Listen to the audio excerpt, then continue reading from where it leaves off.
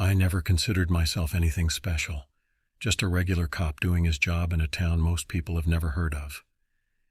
My name is James Alderson, and for the past 8 years I've patrolled the streets of Forsyth, Georgia, a town where most folks don't lock their doors at night, and where the biggest crime last year was when someone stole 3 garden gnomes from Mayor Wilson's front yard. Forsyth sits nestled between rolling hills and dense woods, the kind of place where everyone knows everyone else's business, and where the local diner serves as both restaurant and unofficial town hall. The central street runs straight through town, lined with brick buildings that haven't changed since the 1950s, and by nightfall, most stores are closed, windows darkened except for the occasional neon sign from Hank's Bar or the 24-hour gas station at the edge of town. Before becoming a police officer, I bounced between jobs: construction work, bartending, even a brief stint selling insurance. Nothing stuck until 2007, when I joined the Forsyth Police Department. Not because of some childhood dream or desire to serve justice, but because it offered health insurance and a steady paycheck. Sheriff Walters hired me despite my lack of experience, saying he preferred someone local who understood the town's rhythms. My partner, Adam Reynolds, had been on the force for 15 years. A stocky man with thinning hair who'd seen it all, or at least everything Forsyth had to offer. He taught me the ropes, which areas needed extra patrolling, which residents were prone to exaggeration when they called in complaints, and which back roads were popular with teenagers looking for trouble. "Nothing exciting happens in Forsyth," Adam would say, "and that's exactly how we like it." For almost a decade, he was right. My job consisted mostly of breaking up bar fights, writing speeding tickets, and occasionally dealing with domestic disputes. The most action I'd seen was when a deer crashed through the window of the pharmacy, sending pill bottles flying in every direction. The station itself was modest, just 6 full-time officers, including Sheriff Walters, a dispatcher named Karen who'd been there longer than anyone could remember, and a small cell block that rarely housed more than the occasional drunk sleeping it off. We had 4 patrol cars, one of which was always in the shop, and equipment that was functional but outdated. October 2007 had been particularly quiet. The weather was turning colder, and most people stayed indoors after sunset. Halloween decorations appeared in windows, paper ghosts and plastic pumpkins casting eerie shadows on sidewalks. I remember noticing how early darkness fell that month, the sun seeming to rush below the horizon as if eager to plunge our little town into night. On October 23rd, I was assigned the night shift alone. Adam had taken the day off to drive his daughter to a college interview in Atlanta.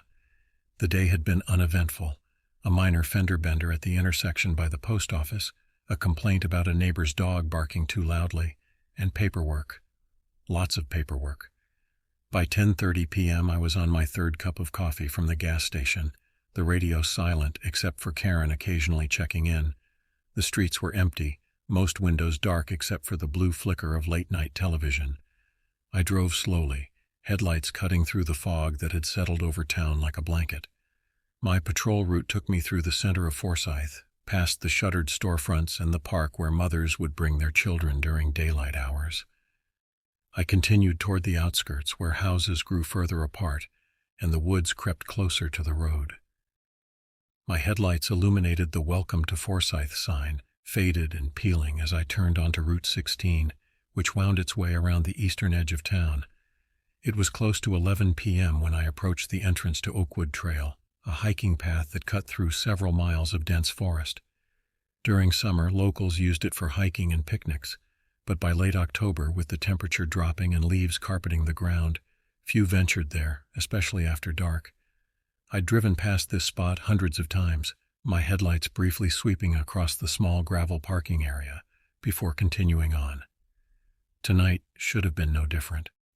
My thoughts were already drifting to the end of my shift, a microwave dinner and a rerun of some crime show where detectives solved impossible cases in under an hour. But as my cruiser approached the trailhead, something caught my attention. A vehicle was parked in the small lot, a blue sedan, its paint job faded and peeling in spots. At first glance, nothing unusual, probably hikers who lost track of time or teenagers looking for privacy. Yet something felt wrong. An uneasiness settled in my stomach as I slowed the cruiser. Nobody went hiking at this hour, especially not in Oakwood. Not because of any ghost stories or urban legends, Forsyth wasn't that kind of town, but because it was simply too dark, too isolated. The trails weren't maintained well enough for nighttime use, and the area had no lighting. I pulled into the lot, positioning my cruiser behind the sedan. The car's license plate was partially obscured by mud, but I could make out the Georgia tag. I ran it through the system. Nothing came up. The vehicle wasn't reported stolen, and there were no flags associated with it. Sitting in my car, I debated calling it in. It wasn't unusual for cars to be parked here, though typically during daylight hours. Karen would probably tell me to note it and move on unless there was clear evidence of trouble. Still, something didn't sit right. I switched off the engine but left the headlights on, illuminating the trailhead entrance. The woods beyond seemed to absorb the light, the trees standing like sentinels against the night sky. The moon was nearly full, casting silvery light that did little to penetrate the dense canopy. Taking my flashlight from the glove compartment, I stepped out of the cruiser. The night air was cool against my face, carrying the scent of pine and damp earth. I approached the sedan cautiously, sweeping my light across the interior. Empty fast food containers on the passenger seat, a leather jacket in the back, nothing obviously suspicious. I checked the trunk, locked. Circling back to the driver's side, I noticed the keys were still in the ignition. Now that was odd.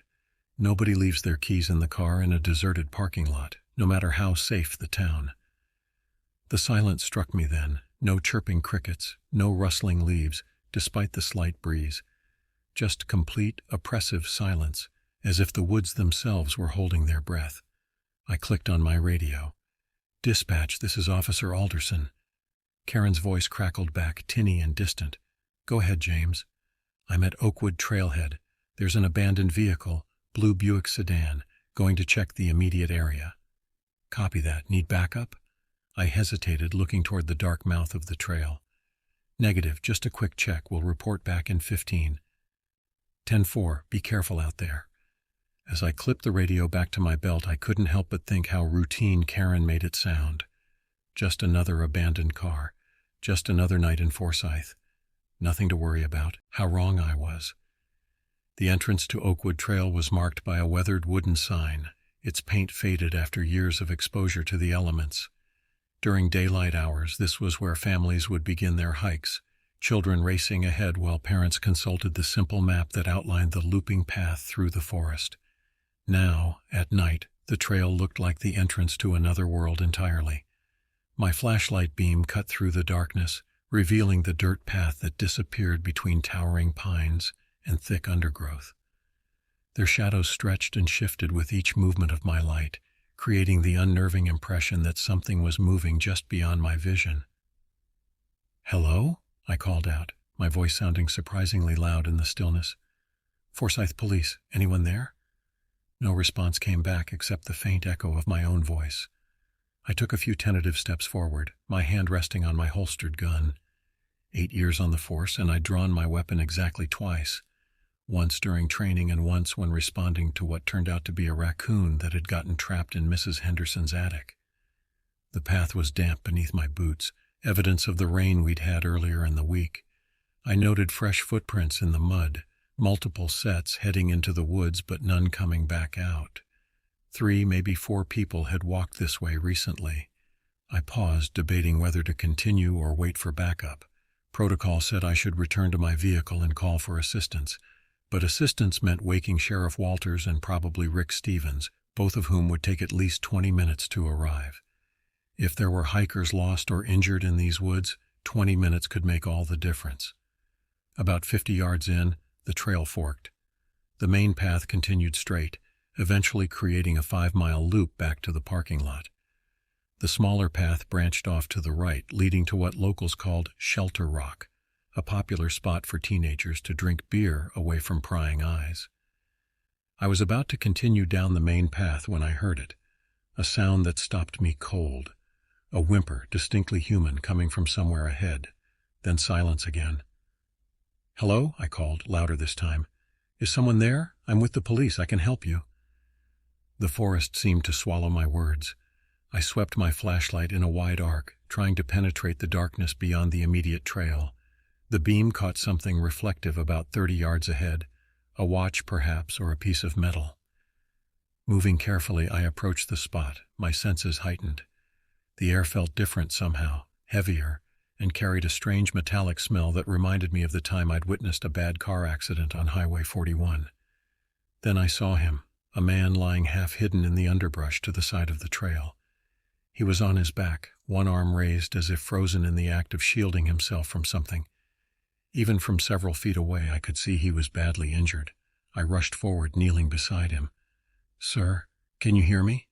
The man's eyes flickered open, unfocused at first, then widening with recognition, not of me specifically, but of what I represented. "Safety. Help." "Thank God," he gasped, his voice barely audible. You have to. His clothing was torn and soaked with blood. Deep lacerations crossed his chest and arms, the kind of wounds that come from something with claws, not a knife or human assault. "Sir, I need you to stay still," I said, already reaching for my radio. "I'm calling for an ambulance." His hand shot out with surprising strength, gripping my wrist. "No time," he said, his eyes suddenly clear and focused. "It's still out there. My friends, Scott and Megan, we were just taking photos." "What happened?" I asked, pressing 2 fingers against his neck to check his pulse. It was rapid and thready. "We heard something, following us. Thought it was a bear maybe, or I don't know. Then it came at us, so fast, not like anything I've ever seen." He coughed, a wet sound that brought fresh blood to his lips. I keyed my radio, trying to keep my voice calm. "Dispatch, this is Officer Alderson. I need immediate medical assistance at Oakwood Trail. I have an injured male, approximately 30 years old, with severe lacerations. Possible animal attack. Also requesting backup. Over." Karen's response was immediate, professional. "Copy that, James. Sending ambulance and backup now. ETA 15 minutes. Can you describe the victim's condition?" The man's grip on my wrist tightened. "Don't let them come. Not without weapons. Big weapons. It's not an animal, not like any animal." I described the man's injuries to Karen, adding that there might be more victims in the woods. The man, who managed to tell me his name was Paul Bennett, had come with 2 friends for a night photography session. They'd wanted to capture the forest under the full moon. "How long ago did you get separated from your friends?" I asked Paul, applying pressure to the worst of his wounds with my jacket. "Maybe 20 minutes. It went after Scott first. Megan tried to help him and his breathing became more labored. "You have to find them, but be careful. It's still out there, watching." "What's it, Paul? What attacked you?" The question seemed to focus him. He gripped my uniform with bloody fingers. I couldn't see it clearly. Tall, pale, wrong, all wrong. Its face." He shuddered. "Not a face. Not human." His words sent a chill down my spine that had nothing to do with the night air. I'd heard descriptions of mountain lions before, even bears, but never like this. "It's okay," I said, trying to reassure him. "Help is coming. They'll be here soon." Paul's eyes suddenly widened, focusing on something over my shoulder. "It's here," he whispered. "It found us." I turned, drawing my weapon in one fluid motion, expecting to see some animal emerging from the trees. But there was nothing there, just darkness and silent trees. When I turned back, Paul was trying to get up, panic giving him strength he shouldn't have had. "It's coming," he insisted. "Can't you hear it?" And then I did hear something. A strange rustling in the underbrush, too deliberate to be wind, too rhythmic to be an animal. It seemed to be coming from all directions at once, circling us.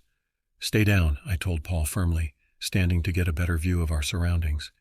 I swept my flashlight in a complete circle, the beam catching only trees and shadows. Yet the sound continued, growing louder. Then Paul screamed, a sound of pure terror that cut off abruptly. I spun around to find him staring fixedly at a point just beyond the reach of my flashlight. His mouth worked soundlessly, all color draining from his face. "What is it?" I demanded, following his gaze. "What do you see?" Paul never got the chance to answer. Something moved at the edge of my vision, a pale shape darting between trees with impossible speed. Then silence fell again, heavy and absolute. "Paul?" I turned back to him only to find him motionless, eyes still open but vacant now. I checked for a pulse, already knowing what I would find.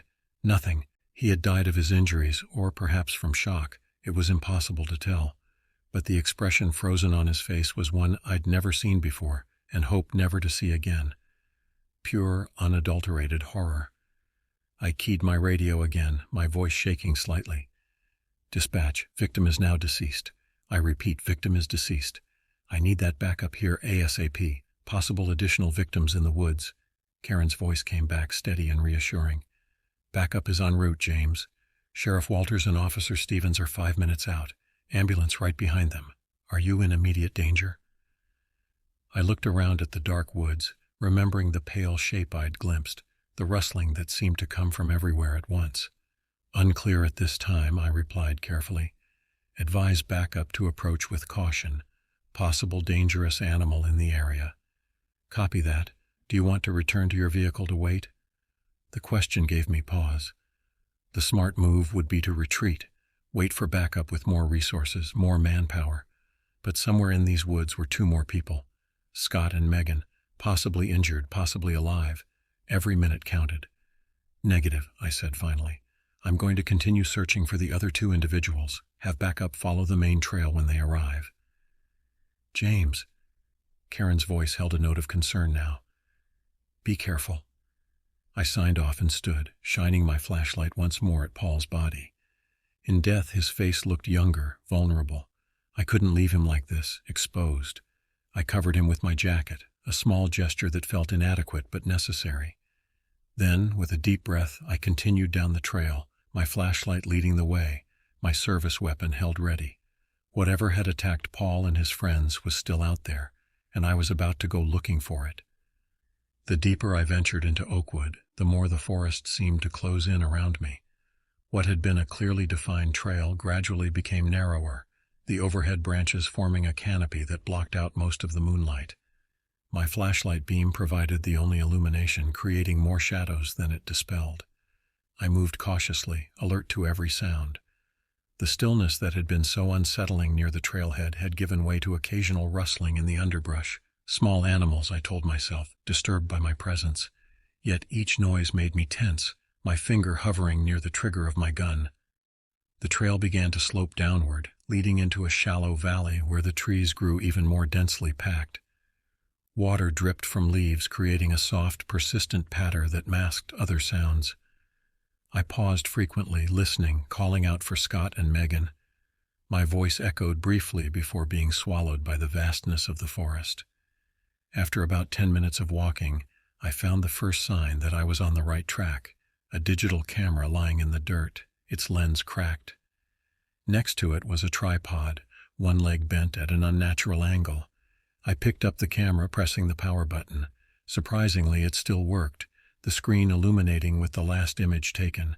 It showed 2 people, a young man with a beard and glasses, presumably Scott, and a woman with long hair pulled back in a ponytail, likely Megan.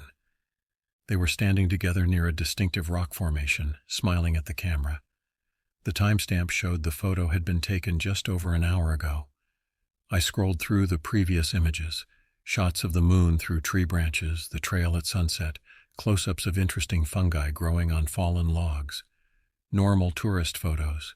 Nothing to suggest what might have happened to them. Continuing on, I began to notice disturbing signs along the path. Deep gouges in tree trunks, too high and too deep to be from any normal animal. Patches of disturbed earth where it looked like something, or someone, had been dragged. And most concerning, dark stains on leaves and rocks that my flashlight revealed to be blood. The trail forked again, and I hesitated. One path continued downward, toward a small stream that ran through the property. The other climbed back up the ridge, eventually leading to an overlook. Both showed signs of recent passage, broken twigs, disturbed ground. I was debating which way to go when I heard it, a sound that made the hair on the back of my neck stand up. A low, rumbling sound, almost like a growl, but deeper, more resonant. It seemed to emanate from somewhere ahead on the downward path. Logic dictated that I should wait for backup. Sheriff Walters and Officer Stevens would be arriving at the trailhead by now, making their way toward my position. The smart move would be to hold my ground, maybe even retreat to meet them. But then another sound reached me, a human sound. A whimper, quickly stifled, coming from the same direction as the growl. Someone was alive down there. I keyed my radio. "Dispatch, this is Officer Alderson. I'm approximately 1 mile in on the main trail at the second fork. I'm hearing what sounds like a survivor. Going to investigate." Karen's response was immediate. "Backup is on the trail now, James. They should reach your position in approximately 7 minutes. Recommend you wait." "Negative," I replied, already moving down the path. "Sounds like someone's in immediate danger. I'm proceeding with caution." I moved as quietly as possible, placing each foot carefully to avoid making noise. The path descended sharply, forcing me to use tree trunks for balance. My flashlight beam bounced with each step, creating a disorienting strobe effect across the landscape. The growling sound had stopped, but I could still hear faint human noises, breathing, perhaps crying. They seemed to be coming from a small clearing just ahead, where the path opened up near the stream. I reached the edge of the clearing and paused, taking in the scene. The stream gurgled softly, reflecting the moonlight that managed to penetrate the canopy here. On the far side of the clearing, barely visible in the dim light, was a small cave opening in the rocky hillside, little more than a dark fissure in the stone. And in front of that opening, hunched over something on the ground, was a figure. My first thought was that I'd found one of the missing hikers. But as I raised my flashlight, the beam illuminating the scene fully, that hope vanished instantly. The figure was humanoid in only the loosest sense of the word. It crouched on all fours, its limbs too long, too jointed in the wrong places. Its skin was pale, almost translucent, stretched tight over a frame that seemed wrong, bones protruding at odd angles. What I had taken for clothing was actually a pattern of darker patches on its skin, like bruises or lesions, and it was feeding. The body beneath it was unrecognizable as human at first glance, torn open, organs exposed. A watch on the victim's wrist caught the light of my flashlight, glinting. The same watch I'd seen in the photograph on the camera. Scott.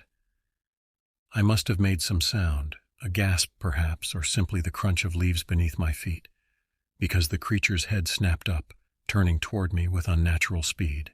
Its face, God, its face. The memory still haunts me. No eyes that I could see, just dark recesses where eyes should be. No nose either.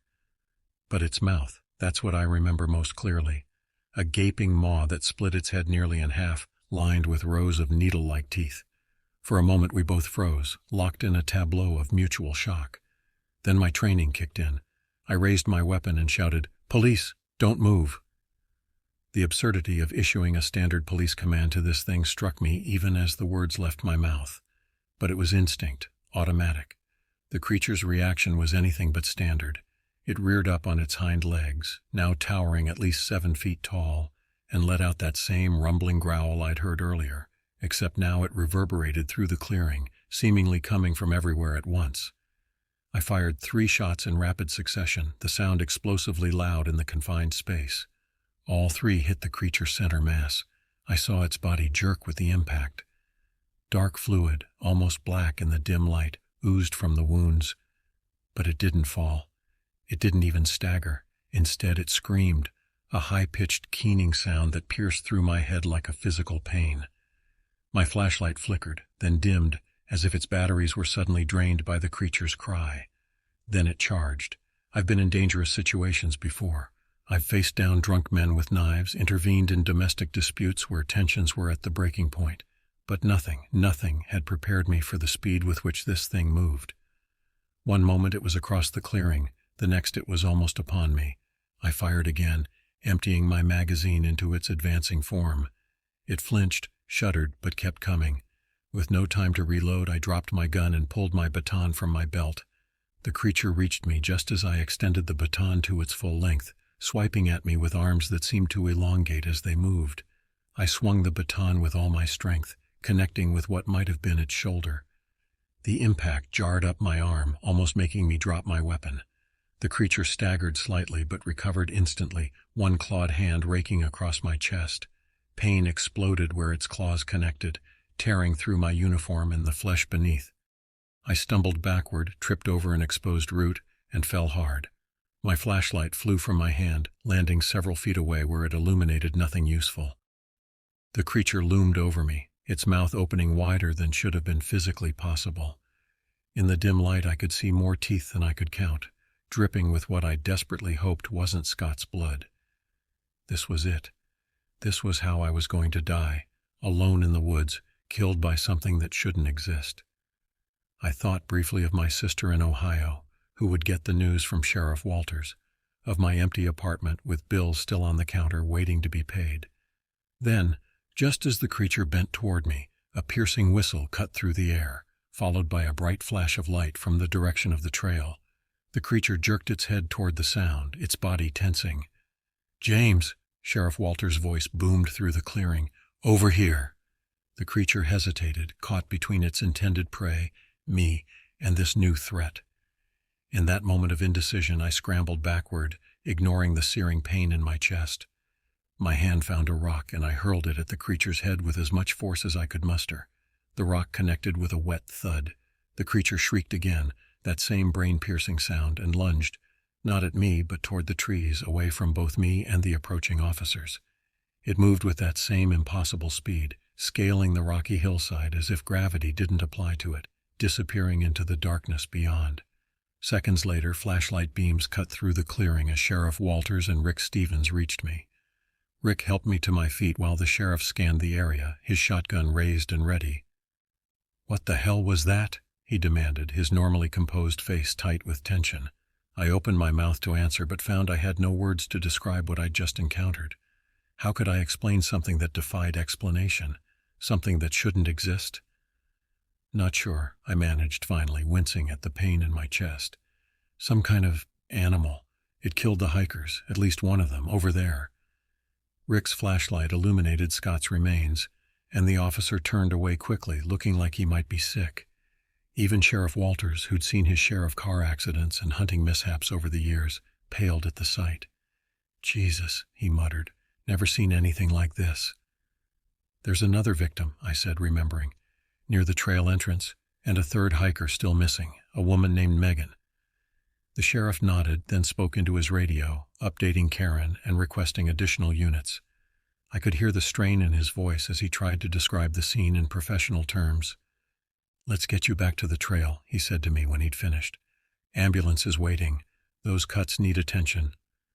I nodded, suddenly aware of how lightheaded I felt. Blood had soaked through my uniform shirt, dripping down to my belt. The adrenaline that had kept me going was starting to wear off, leaving me shaky and weak. As Rick helped me back toward the trail, I couldn't stop myself from looking back at the hillside where the creature had disappeared. Was it still watching us? Would it come back? "Sheriff," I said, my voice hoarse, "that thing, it wasn't natural. The bullets didn't stop it." Walter's expression was grim as he walked beside us, his shotgun still at the ready. "Let's focus on getting out of here alive," he said. "We can figure out what it was later." But as we made our slow way back up the trail, I knew that whatever had happened in these woods tonight would defy explanation, and I wasn't sure any of us were ready for the truth. The ambulance lights cast alternating red and blue flashes across the Oakwood Trailhead parking lot, now crowded with emergency vehicles. Paramedics had cleaned and bandaged the wounds on my chest, 4 deep parallel gashes that would leave scars but hadn't hit anything vital. I'd refused a trip to the hospital, insisting I needed to stay at the scene, though the medics had made their disapproval clear. I sat on the open tailgate of the ambulance, a shock blanket draped around my shoulders despite the mild night. The blanket was unnecessary physically, but it gave me something to grip as I tried to make sense of what had happened in those woods. Sheriff Walters stood a few yards away, speaking with the state police officers who had arrived 30 minutes after our emergency call. I could see from his gestures and their expressions that they were struggling to believe his account. I didn't blame them. I'd been there, had seen the creature with my own eyes, had felt its claws tear through my flesh, and even I was starting to doubt my memory. "How are you holding up?" Rick Stevens approached, offering me a cup of coffee from the station's thermos. I accepted it gratefully, the warmth seeping through the paper cup into my hands. "Been better," I admitted. "Any sign of the missing woman, Megan?" Rick shook his head grimly. "Search team is still out there, but..." He left the sentence unfinished. We both knew what they were likely to find. "What's the official story going to be?" I asked, nodding toward the sheriff and the state police. Rick sighed, running a hand through his thinning hair. Animal attack most likely. Mountain lion, maybe a bear. Something that makes sense. That thing wasn't any kind of animal I've ever seen, I said, lowering my voice. You saw it too, right? Just for a second? Rick's expression tightened. I saw something, he admitted reluctantly, but it was dark. We were all amped up. Could have been anything. But his eyes told a different story. He'd seen it, the unnatural movement, the impossible speed, the wrongness of its form. He just wasn't ready to acknowledge it. Karen appeared from around the ambulance, her dispatcher's headset still around her neck despite being on scene. In her 15 years at the station, she'd never left her post during an active emergency until tonight. James, she said, her voice gentler than I'd ever heard it. Sheriff wants your preliminary statement while it's still fresh. I nodded, setting aside the coffee and standing carefully to avoid pulling at my bandages. Any word on identifications for the victims? Paul Bennett, 28, local substitute teacher. Scott Weinberg, 27, worked at the bank in Millerville, Karen recited, professional despite the emotion in her eyes. Megan Chen, 26, graphic designer, all from Millerville, about 30 miles north of here. Just weekend photographers in the wrong place at the wrong time. The unfairness of it hit me suddenly, making my knees weak. Karen steadied me with a hand on my arm. One step at a time, she said firmly. Statement first, then we get you home. The statement took nearly an hour. I sat in the back of Sheriff Walters' SUV, the interior light illuminating my notepad as I tried to put into words what had happened. I included everything except the most unbelievable details. The creature's face, the way bullets seemed to have no effect, the unnatural speed with which it moved. Instead, I described a large animal, possibly a bear but moving very quickly, and poor visibility conditions that made identification difficult. It wasn't the truth, not entirely, but it was a version of events that wouldn't get me placed on administrative leave pending a psychological evaluation. When I handed the statement to Sheriff Walters, he read it slowly, his expression unreadable. Then he looked at me over the top of his reading glasses. Is this everything, James? There was something in his tone, not accusation exactly, but an opening, a chance to say more. I hesitated. It's what I can clearly recall, I said carefully. Everything happened so fast. He studied me for a long moment, then nodded slightly. All right, we'll have a more formal debriefing tomorrow. For now, Rick's going to drive you home. I want you to take 2 days off, paid leave, doctor's orders. But the investigation will continue without you for 48 hours, he interrupted firmly. You've been through a traumatic experience. You need rest. I wanted to argue but lacked the energy. Besides, he was right. I was running on fumes, my body aching, my mind replaying the night's events in fragmented, nightmarish flashes. As Rick drove me back to my apartment on the west side of town, neither of us spoke much. The streets of Forsyth were deserted at this hour, the town sleeping peacefully, unaware of what lurked in the darkness beyond its borders. You going to be okay alone? Rick asked as he pulled up to my building. I nodded. Just need some sleep. Call if you need anything, he said, watching as I carefully extracted myself from the passenger seat. And James, maybe keep the details of tonight between us for now. People talk in this town. Yeah, I agreed tiredly. Good night, Rick. My apartment felt foreign somehow, too normal, too ordinary after what I'd experienced. I moved through the familiar rooms like a ghost, shedding my torn and bloodied uniform piece by piece. In the bathroom, I unwrapped the bandages to examine the wounds more closely. 4 perfect parallel lines ran diagonally across my chest, from just below my left collarbone to the bottom of my right rib cage. The paramedics had cleaned and stitched them, but they still looked angry and red.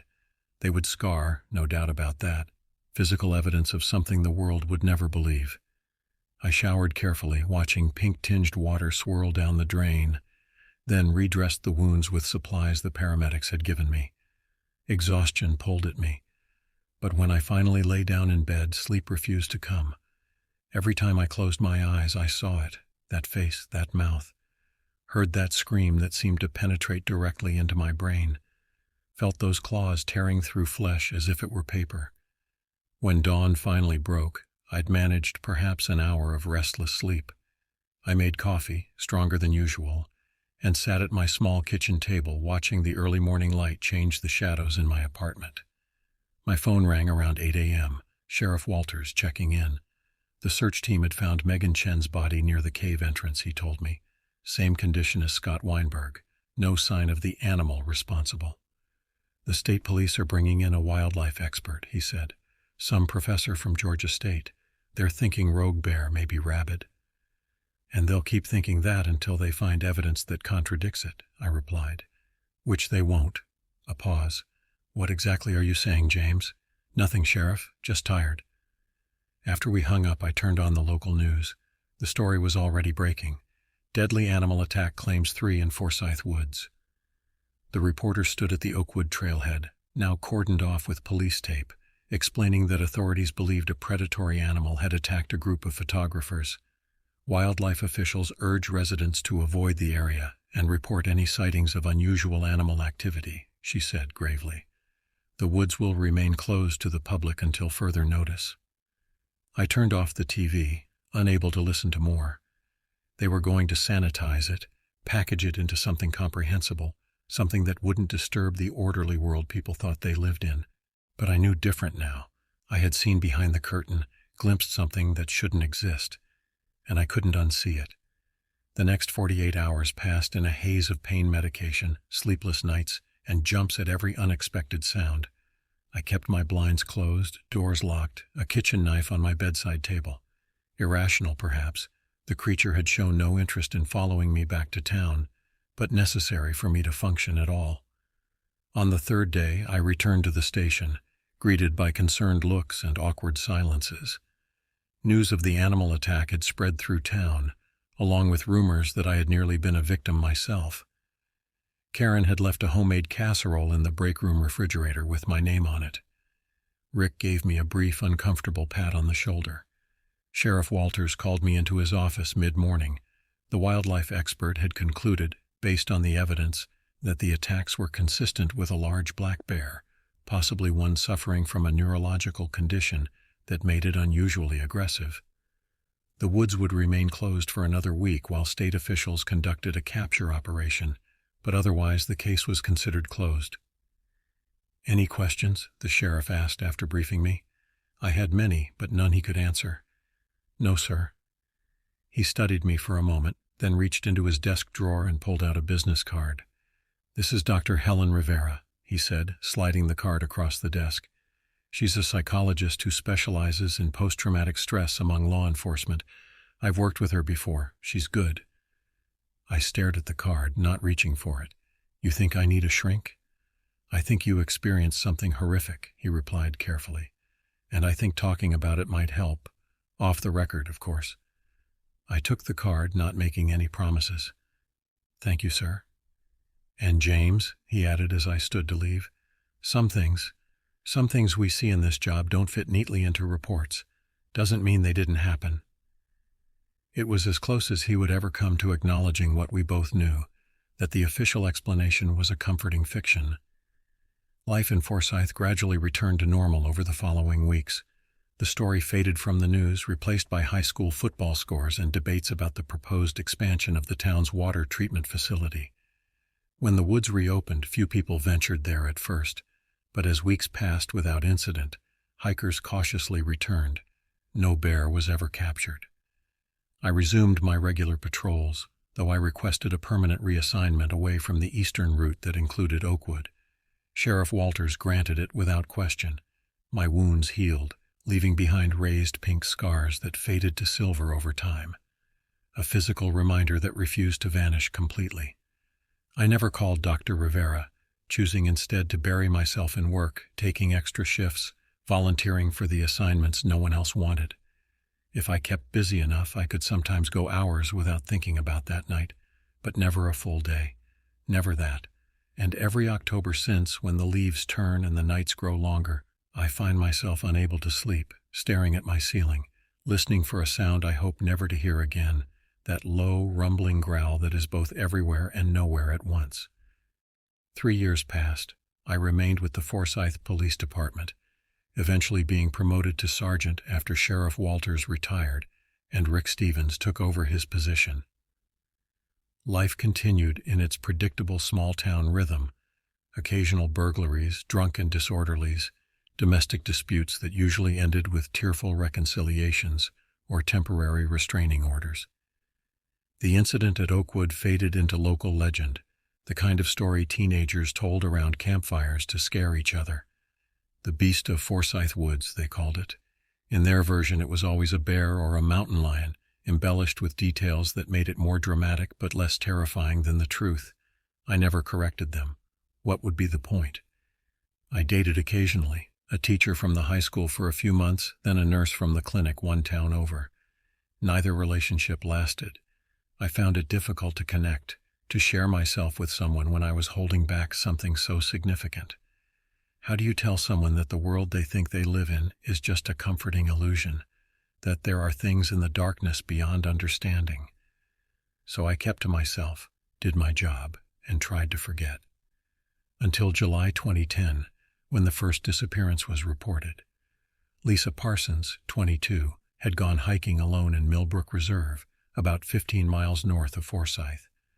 Her car was found in the parking lot, her backpack beside a picnic table, but no sign of Lisa. The initial search found nothing. No blood, no signs of struggle, no body.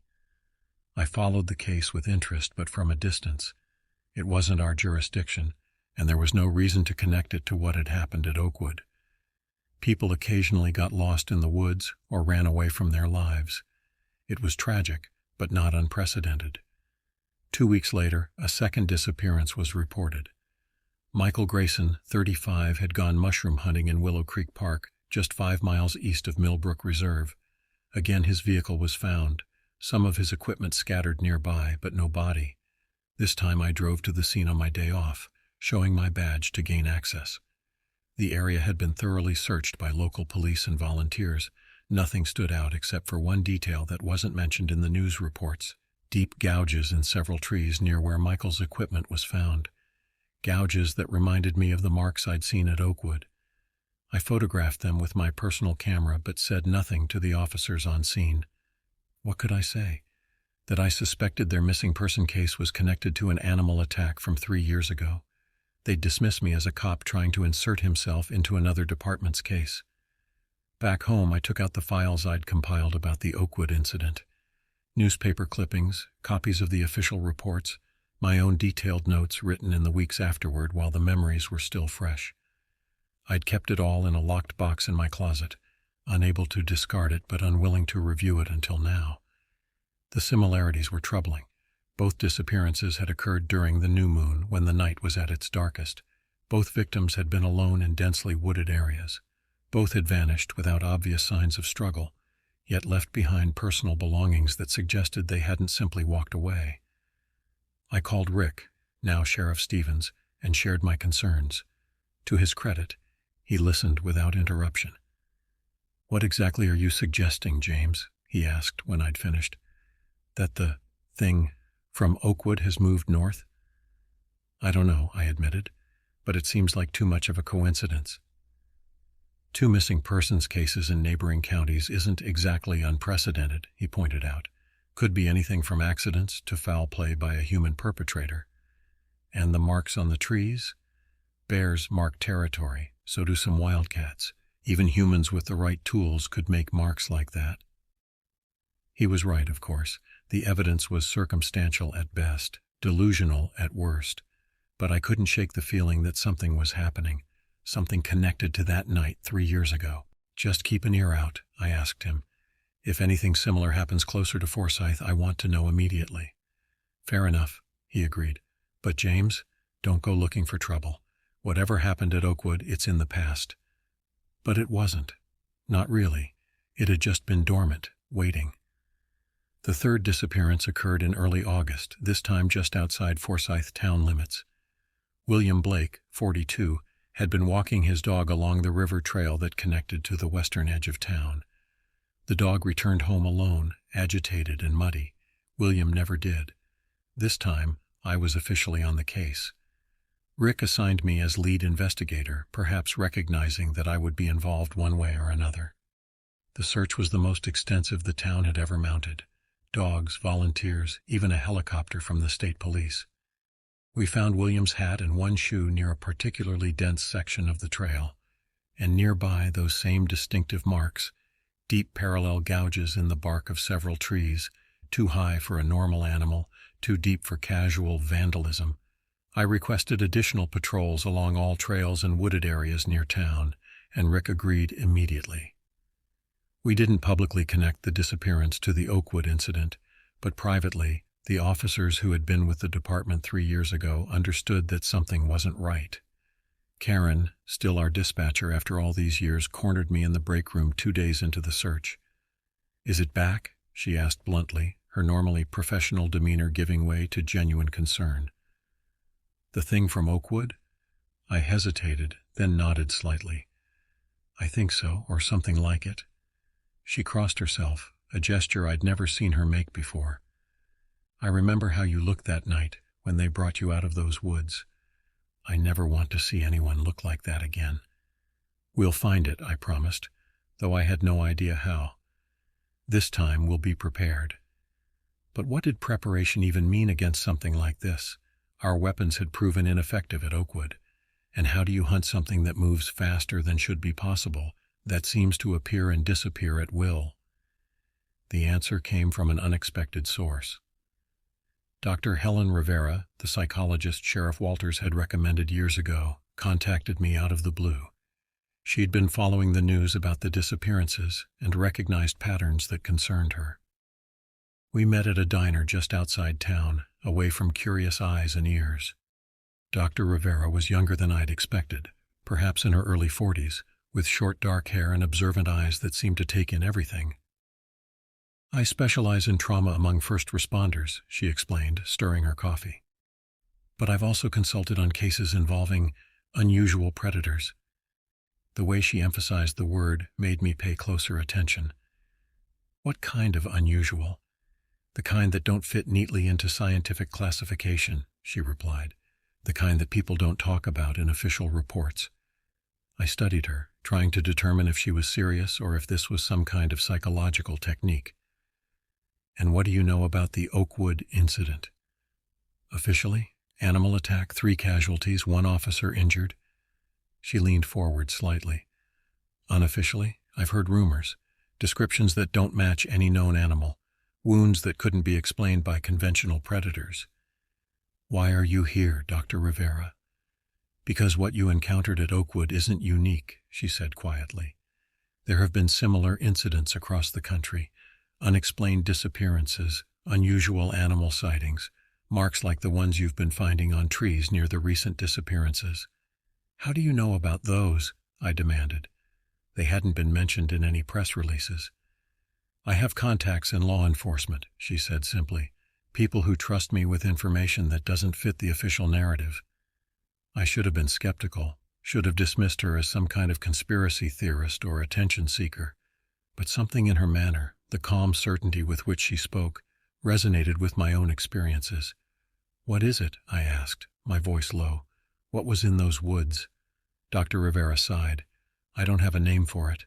Some indigenous cultures have words that might apply, but no modern classification exists. What I do know is that it's old, it's intelligent, and it's territorial."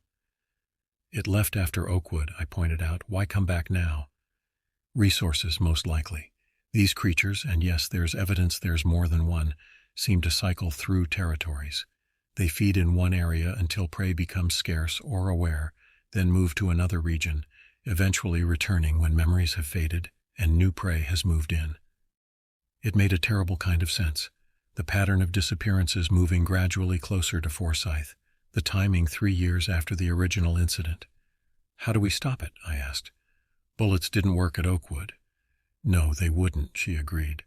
"These entities, for lack of a better term, aren't entirely physical in the way we understand physics. They exist partially in what some cultures would call the spirit realm, which is why conventional weapons have limited effect. Under normal circumstances, I would have ended the conversation there. Talk of spirit realms wasn't exactly compatible with police work, but I had seen this thing with my own eyes, had felt its claws tear into my flesh. I was beyond skepticism. "Then what does work?" Dr. Rivera reached into her bag and removed a small wooden box. Inside was what looked like a crude knife made from some kind of dark stone, its handle wrapped in leather straps that had darkened with age. Obsidian, she explained. Volcanic glass. Many indigenous cultures believed it could harm spiritual entities because it exists as a bridge between worlds, stone transformed by fire. I stared at the artifact, torn between desperate hope and rational doubt. You're suggesting I go after this thing with a stone knife? I'm suggesting that conventional tactics won't work, she corrected. This is one alternative based on historical precedent across multiple cultures.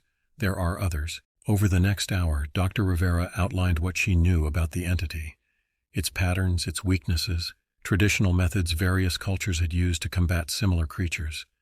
Some seemed like superstition, others had a logic I could grasp. Fire, apparently, was particularly effective, as was copper in some cases. Why help me, I asked finally. Why get involved in this at all? She was quiet for a moment, stirring her coffee, though it had long gone cold. I lost someone, she said eventually. My brother, 10 years ago in Montana. Official report said grisly attack, but there was no bear, just marks on trees and a body that was never found. There was nothing to say to that, so I simply nodded. Loss was something I understood. We parted with an agreement to stay in contact. She gave me the obsidian knife and several other items, copper nails, a small vial of what she claimed was consecrated oil used in exorcism rituals. I felt ridiculous accepting them, but I was past the point of dismissing any potential weapon. Back at the station, I carefully didn't mention Dr. Rivera's more esoteric theories when briefing Rick. Instead, I focused on the pattern of disappearances, the territorial markers, the calculated movement toward Forsyth. So, what's the plan? Rick asked, studying the map where I'd marked all incidents. We need to be proactive, I said. Set up a trap rather than waiting for it to take another victim. A trap, he repeated skeptically, for something we can't identify and don't understand.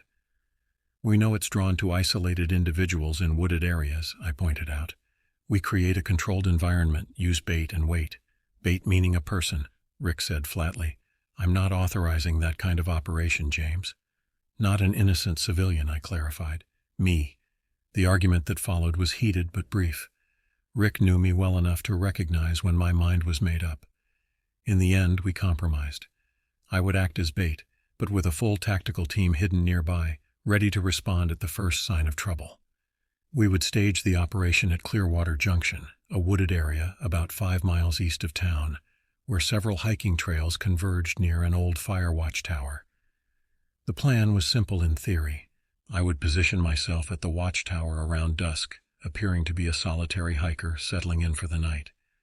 The tactical team would be concealed in the surrounding woods, maintaining visual contact, but staying far enough away to avoid detection by the creature. If it appeared, they would move in with specialized equipment, including the flamethrowers I had specifically requested, citing the creature's possible vulnerability to fire. Dr. Rivera provided additional input, though I kept her involvement unofficial. The obsidian knife remained securely strapped to my ankle, hidden beneath my pant leg. The copper nails were distributed among the tactical team with instructions to use them if conventional ammunition proved ineffective. This is insane, Rick said the evening before the operation was set to begin. You know that, right? We were alone in his office, reviewing the final details of the plan. Outside, the sun was setting, casting long shadows across the station parking lot. Probably, I admitted, but 3 people are missing, presumed dead. If we do nothing, there will be more. And if this works? If we kill this thing, what then? What goes in the official report? I shrugged. Same as Oakwood. Rogue animal, unidentified species. No one questions it too closely because no one wants to. Rick sighed heavily, rubbing his temples. Just promise me one thing. Don't try to be a hero out there. First sign of trouble, you signal for backup. Understood? Understood, I agreed, though we both knew that trouble might come too fast for signals. The next evening found me sitting on the wooden platform of the old watchtower, a small campfire burning in the designated fire pit, my backpack and camping gear arranged to suggest I was planning to spend the night. The radio earpiece hidden beneath my cap allowed me to communicate with the tactical team positioned in the surrounding woods. As darkness fell, the forest grew quiet, except for the occasional call of a nightbird or rustle of small animals in the underbrush. The fire crackled, sending sparks spiraling upward into the night sky. I checked my watch, almost 10 p.m. The previous disappearances had all occurred between 10 p.m. and 2 a.m., according to best estimates. "All positions report," I said quietly into my mic. One by one, the team checked in, confirming they had visual on the watchtower and were in position. 6 officers in total, each armed with conventional weapons plus the special equipment we had prepared. Hours passed. The fire burned down to embers, which I occasionally fed with small branches to maintain a low light. Midnight came and went, then 1 a.m. My back ached from sitting on the hard wooden platform, but I didn't dare move around too much for fear of missing something. At 1:37 a.m. I noticed the silence. It wasn't gradual. One moment the normal sounds of the forest surrounded me, the next absolute stillness. No insects chirping, no leaves rustling, nothing. "Something's changed," I whispered into my mic. "Stand by." The response was immediate but distorted, the words breaking up as if something was interfering with the signal. "Can't. Repeat. Position." Then static, then silence. I was alone. I stood slowly, deliberately, scanning the darkness beyond the dim circle of firelight. The watchtower platform was about 12 feet off the ground, accessed by a wooden staircase that creaked under weight. From my vantage point, I could see the trails converging below, the dense trees surrounding the clearing. Movement caught my eye, not in the forest but in the fire itself.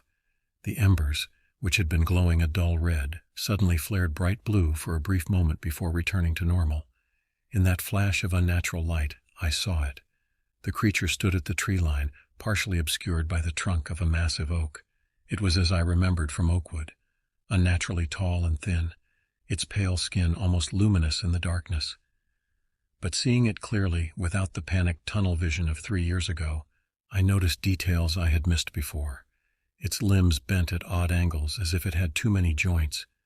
The dark patches I had taken for lesions or bruises were actually a pattern, almost like writing in some alien script. And its face, that terrible inhuman face, seemed to shift and change as I watched, features rearranging themselves like liquid.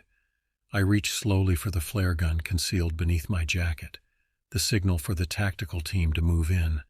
But before my fingers could close around it, the creature moved. One moment it was at the tree line, perhaps 40 feet away. The next it was on the staircase leading up to the platform, moving with that impossible speed I remembered. I drew my service weapon and fired without hesitation, emptying the magazine into its ascending form. As at Oakwood, the bullets seemed to strike but had minimal effect. Like shooting into thick mud, the impacts absorbed rather than causing damage. The creature paused, not from injury, but seeming almost curious about the weapon in my hand. Then it continued up the stairs, each step making the wood groan beneath its weight. Where was the tactical team? Had the creature somehow disabled their communications, or worse? No time to wonder. I reached for my ankle, drawing the obsidian knife Dr. Rivera had given me. The black stone blade gleamed in the firelight, its edge impossibly sharp. "Come on then," I said, my voice steadier than I felt. "Let's finish what we started at Oakwood." The creature reached the platform and rose to its full height, easily 7 feet tall, possibly more. This close I could smell it, an odor like ozone and rotting vegetation combined, unnatural and overpowering. Its mouth opened, revealing those rows of needle-like teeth. But instead of attacking immediately, it made a sound, not the scream from before, but something almost like speech. A series of clicks and rumbles that seemed to have pattern and purpose. It was communicating, or trying to. That realization froze me for a crucial second. This thing wasn't just a predator acting on instinct. It had intelligence, purpose, which meant it could potentially be reasoned with or understood. That hesitation nearly cost me my life. The creature lunged forward, one elongated arm sweeping toward me with claws extended. I ducked and rolled, the claw catching the shoulder of my jacket and tearing through the fabric as if it were paper. The momentum carried me dangerously close to the edge of the platform. I scrambled to my feet, knife held defensively in front of me. "Now would be a good time, guys," I muttered, hoping against hope that the tactical team was on the way. The creature circled me slowly, its movements more deliberate now. It was studying me, I realized, learning. It remembered our encounter at Oakwood, recognized the threat I represented. I feinted to the left, then lunged right, striking with the obsidian blade. To my astonishment, the knife cut into the creature's arm, drawing a viscous black fluid that might have been blood. The creature recoiled, making that high-pitched, screaming sound that pierced directly into my brain. It was working. The obsidian actually heard it. Encouraged, I pressed the advantage, slashing again and again, forcing the creature back toward the staircase. Each successful strike drew more of the black fluid, which sizzled and smoked where it hit the wooden platform. But the creature was adapting, learning my movements, staying just out of reach. And I was tiring, the adrenal rush giving way to fatigue. A failed lunge left me off balance, and the creature capitalized immediately, one clawed hand catching me across the back, tearing through jacket and shirt to the flesh beneath. Pain exploded along my spine, hot and immediate. I staggered, nearly dropping the knife, and the creature pressed its advantage, forcing me back toward the fire pit. Heat scorched my legs as I found myself pinned against the embers. In desperation, I reached back with my free hand, grabbed a burning brand from the fire, and thrust it toward the creature's face. The effect was immediate and dramatic. The creature recoiled violently, that piercing scream rising to an unbearable pitch. Where the flame had touched its skin, the pale surface blackened and cracked like paper in a fire. Fire. Dr. Rivera had been right. I dropped the knife and grabbed the flare gun, firing it directly into the creature's torso. The magnesium flare ignited on impact, burning with an intense white light that seemed to burn through the creature's semi-transparent flesh. Its scream reached a pitch that made my ears feel like they were bleeding. It thrashed wildly, trying to extinguish the burning flare, claws raking at its own body in desperation. Then finally, I heard human voices. The tactical team burst into the clearing below, shouting commands, weapons raised. One carried a flamethrower, already ignited and ready. "Up here," I shouted. "Fire! Use the fire!" The officer with the flamethrower didn't hesitate. A stream of burning fuel arced up toward the platform, engulfing the creature in flames. Its scream became something beyond sound, a pressure in my head that made my vision blur and my knees buckle. Through the pain and confusion, I saw the creature make one final desperate lunge, not at me or the officers below, but toward the edge of the platform opposite the staircase. It crashed through the wooden railing and fell, its body already consumed by flames, landing with a sickening thud on the ground below. The tactical team surrounded it immediately, more flames engulfing the thrashing form. I collapsed onto the platform, the pain from my back wound finally overwhelming me. The last thing I remember before losing consciousness was the smell, not just burning, but something else, something ancient and alien being consumed by fire. I woke in the hospital 2 days later. Rick was there, looking like he hadn't slept since the operation. Dr. Rivera stood in the corner of the room, her expression solemn but satisfied. "Did we get it?" I asked, my voice hoarse. Rick nodded grimly. "It's done. Whatever it was, it's gone." "The body?" "Burned," Dr. Rivera said, stepping forward. "Almost completely. What remained has been secured." "Secured where?" She exchanged a glance with Rick. "Somewhere safe. Somewhere it can be studied by people who understand what they're dealing with." I wanted to ask more, but exhaustion pulled at me. The doctors had me on strong pain medication for the wounds on my back, 4 deep lacerations that would join the scars on my chest, paired reminders of encounters that defied explanation. In the days that followed, as I recovered in the hospital, the official story took shape. A disturbed individual responsible for the recent disappearances had been tracked to Clearwater Junction and killed in a confrontation with police. No body was recovered due to the fire. Case closed. The missing persons were declared dead, though their bodies were never found. Memorial services were held. Forsyth mourned, then moved on, as small towns do. Dr. Rivera visited me once more before leaving town. She brought me a small wooden box containing a fragment of obsidian, not the knife I had used, which had been lost in the confrontation, but similar. "Keep it with you," she advised, "always. These entities rarely travel alone." "You think there are more?" The thought made my newly healing wounds ache. I know there are, she said simply, but they're territorial, remember? What you killed claimed this area. Others won't approach for some time. But eventually? She met my gaze steadily. Eventually, yes. Someone will need to be ready. After she left, I opened the box again, studying the obsidian fragment. It reminded me of the creature in a way, dark, mysterious, not entirely of this world.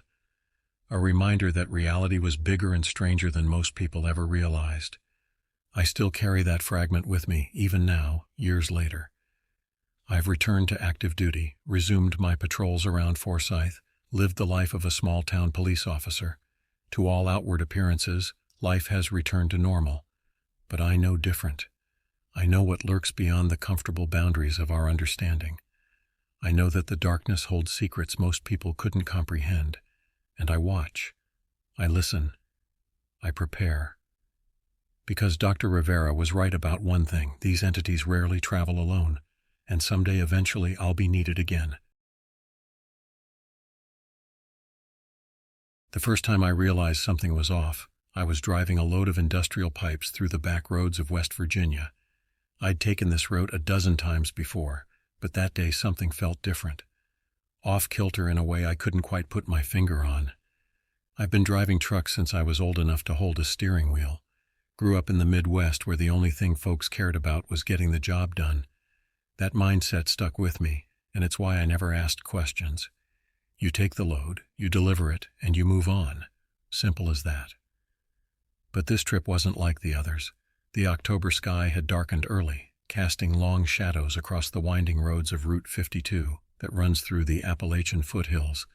This stretch always put me on edge, a place where cell signals die, and the only company you've got is the occasional critter darting across the road. The dense forest pressed in from both sides, branches reaching over the pavement like gnarled fingers.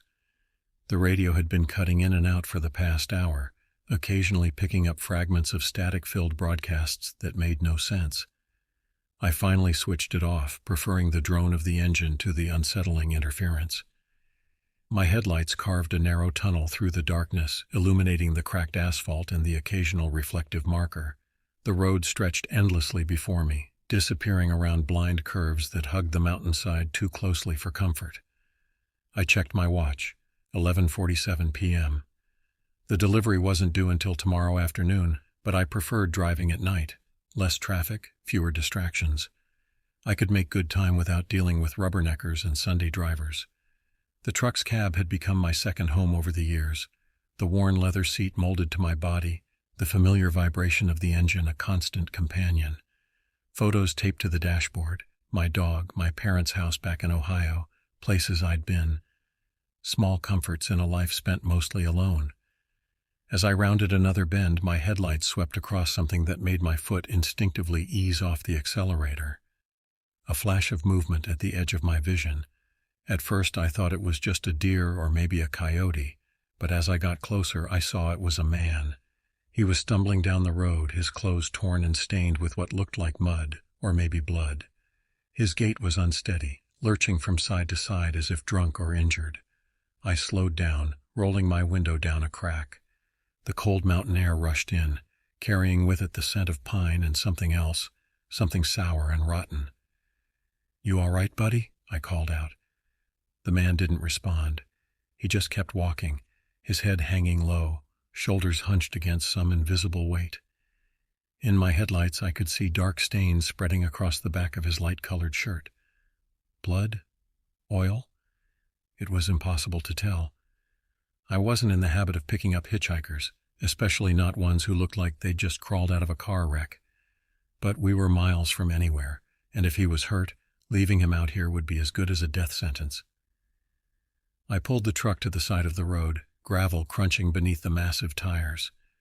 Leaving the engine running, a precaution I'd learned years ago, I stepped out into the night. The temperature had dropped significantly, and my breath fogged in front of my face. "Hey!" I shouted, my voice echoing off the surrounding hills. "You need help?" The man stopped, but he didn't turn around. His head hung low, and I could hear his labored breathing even over the hum of the engine. Something about the sound was wrong, wet and gurgling, like someone drowning on dry land. I paused, one hand on the door of my truck. Every instinct told me to get back in and drive away. But what kind of person would I be if I left someone in need? I was just about to take another step when he spun around, and for the first time I got a good look at him. His face was pale, too pale.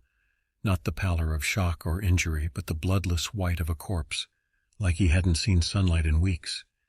Deep shadows pooled beneath his eyes, which seemed to sink back into his skull. His clothes were tattered, hanging off his thin frame in strips that fluttered in the breeze. But what struck me the most was his expression. There was no fear, no pain, just this hollow, empty look in his eyes, like windows into an abandoned house. And then he smiled. It wasn't a friendly smile. It wasn't even human. It was the kind of smile you see in nightmares, a grin that stretched too wide across his gaunt face, showing teeth that were yellowed and uneven. Some were broken, revealing blackened gums beneath. He didn't say a word, just started walking toward me, that grin never faltering. Each step was more steady than his previous stumbling, as if my attention had somehow strengthened him. I backed up, instincts screaming danger. "Look, man, I don't know what's going on, but you stay back." He didn't listen. His pace quickened, and so did mine. The distance between us closed with alarming speed. His arms hung at his sides, fingers curled into claws, nails blackened and thick. In the harsh glare of the headlights, I noticed something else. The stains on his clothes weren't just mud or blood. There were dark patches of what looked like mold growing on the fabric, spreading before my eyes like fast-motion decay. I scrambled back into the cab, slamming the door shut and locking it. My heart hammered against my ribs as I threw the truck into gear, ready to get the hell out of there. But as I glanced back, I saw him now running full tilt after the truck, his limbs flailing wildly, moving in ways that defied normal joint function. That grotesque smile still plastered on his face, stretching wider with each passing second. Panic surged through me, and I floored it, tires screeching as I peeled away. The speedometer climbed rapidly, 40, 50, 60 miles per hour. In the rearview mirror, I saw him chasing me impossibly fast, his figure shrinking in the distance but never stopping. It didn't make sense. There was no way a man could keep up with a truck going 60 miles per hour. But he was doing it, closing the gap faster than I could comprehend. I cursed under my breath, pushing the truck to its limits, the engine roaring as I sped down the narrow road. The steering wheel vibrated in my white-knuckled grip as the speedometer crept toward 70. The road ahead curved sharply, hugging the mountainside. I took the turn too fast, nearly missing the curve as the truck swayed on its wheels. The trailer fishtailed behind me, the load of pipes shifting with a metallic groan that sent a wave of terror through me. If I lost control here, there was nothing but a sheer drop waiting on the other side of the guardrail. When I looked back after navigating the curve, he was gone. I let out a shaky breath, slowing down just enough to regain control. My hands were trembling, and I could feel sweat beading on my forehead despite the cold air coming through the vents. That's when the radio crackled to life, static at first, then a voice, distorted, barely audible through the white noise. "Coming for you." I grabbed the radio, my grip tight enough to turn my knuckles white. "Who is this? What do you want?" The response came through the static, the voice seeming to rise from the depths of the interference itself. "Can't escape." The voice was low, almost a whisper, and it sent a chill crawling up my spine. I threw the radio down, not wanting to hear more. The plastic casing cracked against the dashboard, but the static continued, now punctuated by what sounded like labored breathing. I needed to focus on getting the hell out of there. The road stretched ahead, a narrow ribbon of asphalt cutting through the dense forest. The trees pressed closer to the road here, their branches forming a tunnel that swallowed my headlights.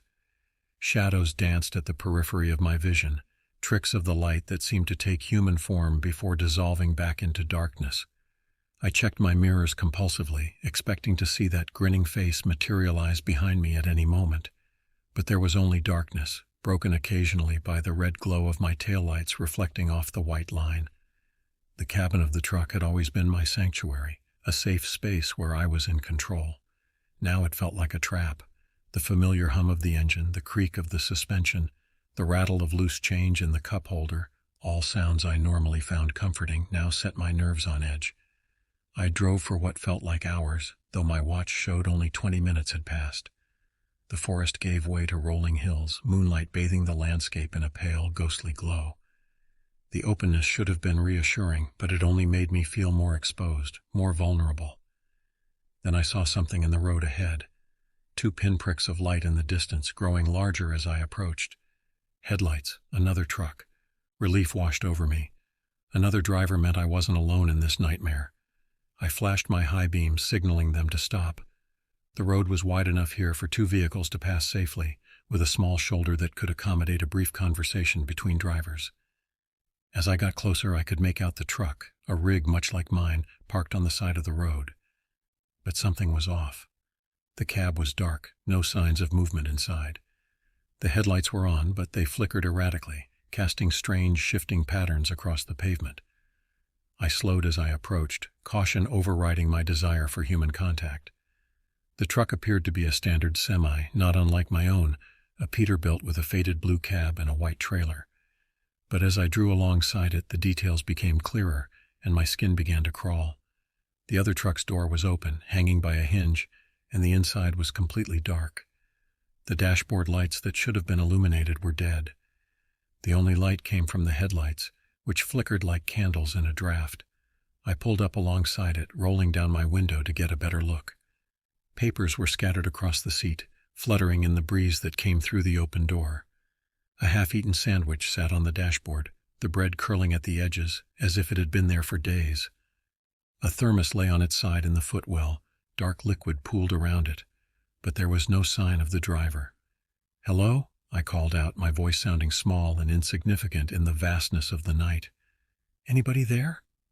No response, just the eerie silence of the night and the steady hum of my engine. I glanced around, expecting that man to come charging out of the woods at any second, but there was nothing. No movement, no sound. Just an empty truck on an empty road. Something wasn't right. I needed to keep moving. I shifted back into gear, but as I did, I noticed something on the ground beneath the other truck.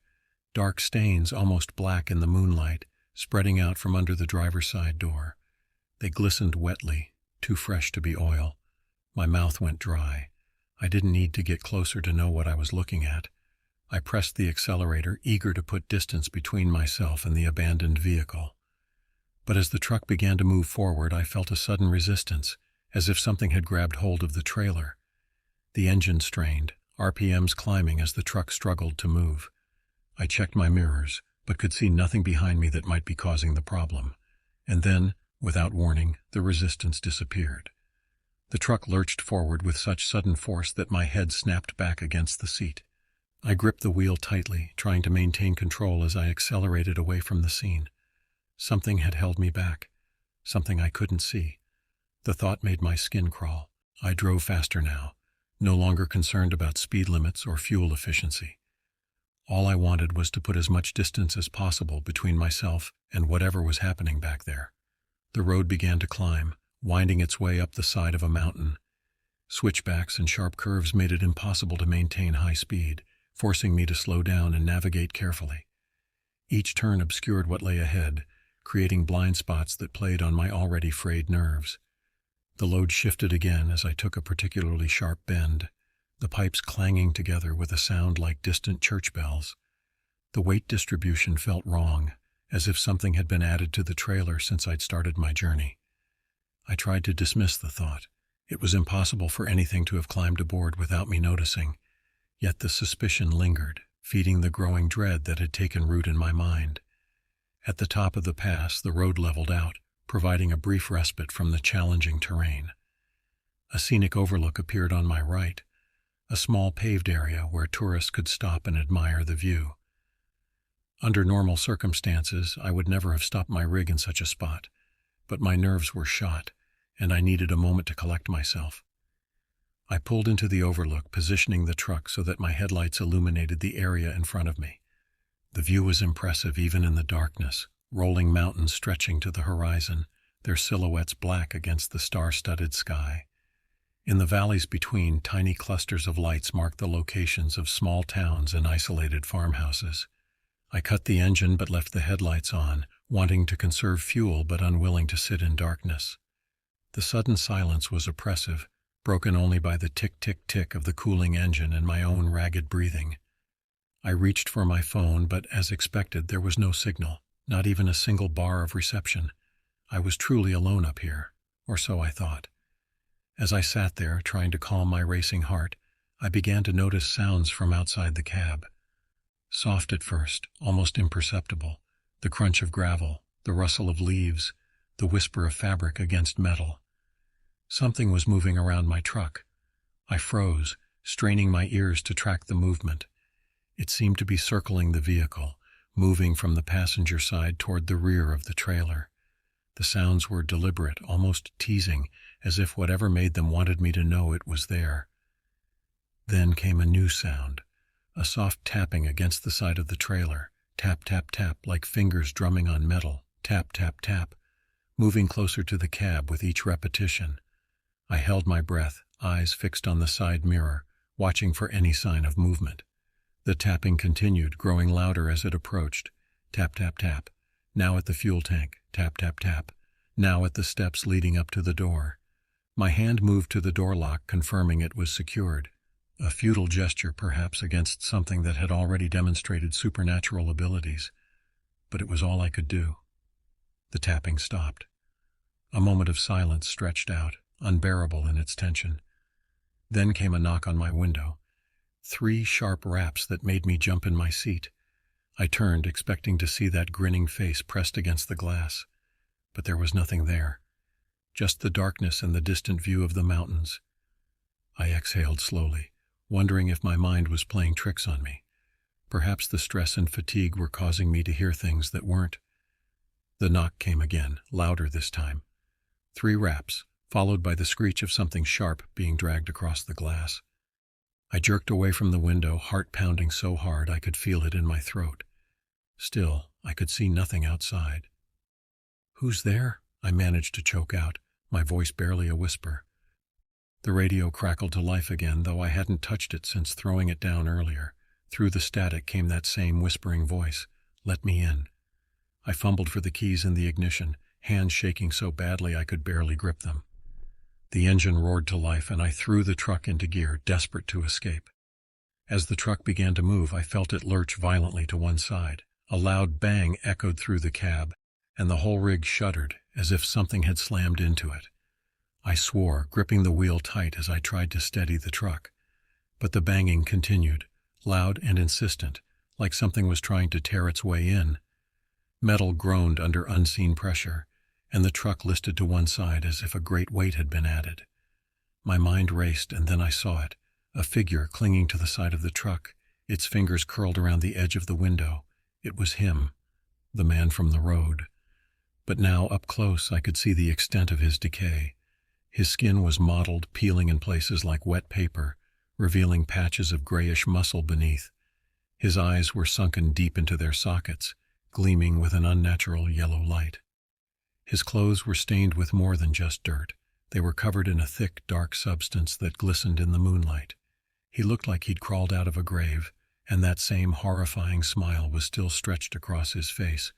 Too wide, too many teeth, some broken and jagged like shattered porcelain.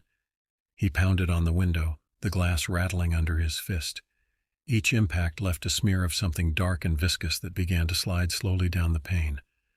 "Let me in," he rasped, his voice barely human, a dry whisper that somehow penetrated the cab despite the closed window. "Cold out here. Let me in." "No way in hell," I muttered, slamming my foot on the gas. The truck roared forward, tires spinning on the gravel before finding purchase. I swerved back onto the main road, taking the turn so sharply that the trailer fishtailed behind me. But he held on, his grip unnaturally strong. His fingers, too long, the joints bending in impossible directions, dug into the rubber seal around the window, pulling himself closer to the glass.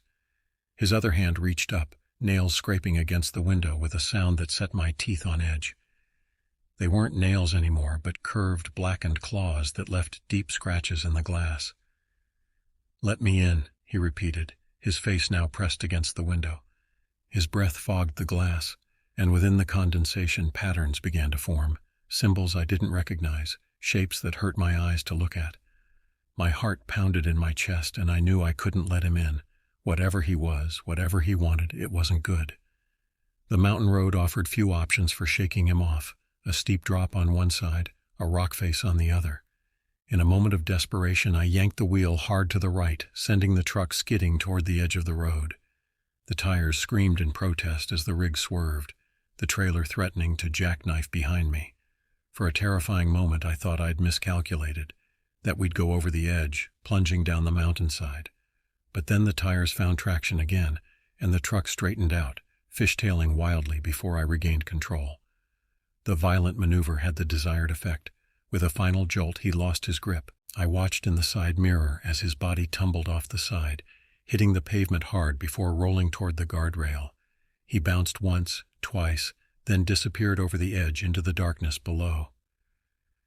The truck kept going, my hands shaking as I fought to keep it on the road. I didn't stop. I couldn't. Not until I was sure he was gone for good. I drove recklessly fast down the mountain, taking curves at speeds that threatened to topple the rig. The load shifted dangerously with each turn, the pipes sliding against each other with metallic shrieks that added to my panic. It wasn't until I reached the bottom, where the road leveled out into a valley, that I dared to slow down.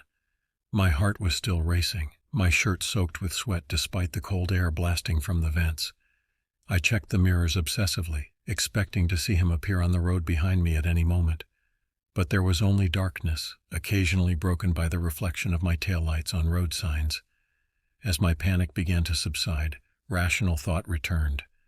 I needed to report what had happened. The abandoned truck, the strange man. Someone needed to know. I reached for my phone again, hoping that descending the mountain had brought me back into signal range. The screen lit up, showing a single bar of reception. It wasn't much, but it might be enough to make a call. I dialed 911, listening to the phone ring once, twice, 3 times before the call connected. 911, what's your emergency? The dispatcher's voice was professional, steady, a lifeline to normality that almost made me sob with relief. I need to report. I paused, suddenly unsure of what to say. How could I explain what I'd seen? What would they think if I told them about a man who could run as fast as a truck, who could cling to the side of a moving vehicle, who had fallen from a cliff and might still be pursuing me? "Sir, are you there?" the dispatcher prompted. I took a deep breath. "There's an abandoned truck on Route 52 up on Blackwater Pass. I think something might have happened to the driver. Can you describe the vehicle?" A blue Peterbilt white trailer. Driver's door was open. I saw what looked like blood on the ground. "And your location now, sir?" I glanced at a passing mile marker. "I'm heading east on Route 52, just past mile marker 87. "And your name?" I gave it to her, along with the company I drove for. "All right, I'm dispatching a unit to check on the abandoned vehicle. Would you be willing to stop and wait for officers to take your statement?" The thought of stopping, of sitting alone in my truck waiting for police who might take hours to arrive, sent a fresh wave of fear through me. "I can't stop," I said, aware of how it might sound.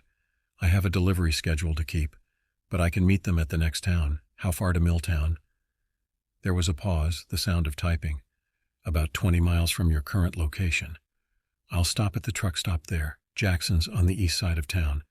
I'll relay that information. Please drive safely." The call ended, and I was alone again with my thoughts and the endless road ahead. 20 miles to Milltown, 20 miles of winding road through forests and hills, 20 miles during which anything could happen. I tried to focus on driving, on the familiar routine of checking mirrors, watching for road signs, monitoring the gauges on the dashboard. Anything to keep my mind from dwelling on what had happened. But the questions kept coming. What was that thing? Why was it after me? What had happened to the driver of the abandoned truck? And most pressingly, was it really gone? The road stretched before me, each curve revealing only more darkness. The trees crowded close to the pavement here, their branches forming twisted shapes that my headlights transformed into reaching arms and grasping hands. Every shadow held a potential threat. Every unexpected sound, the creak of the suspension, the rattle of the pipes in the trailer, the whistle of wind through a poorly sealed window, made me flinch. I was so focused on watching for danger from outside, that I almost missed the change inside the cab.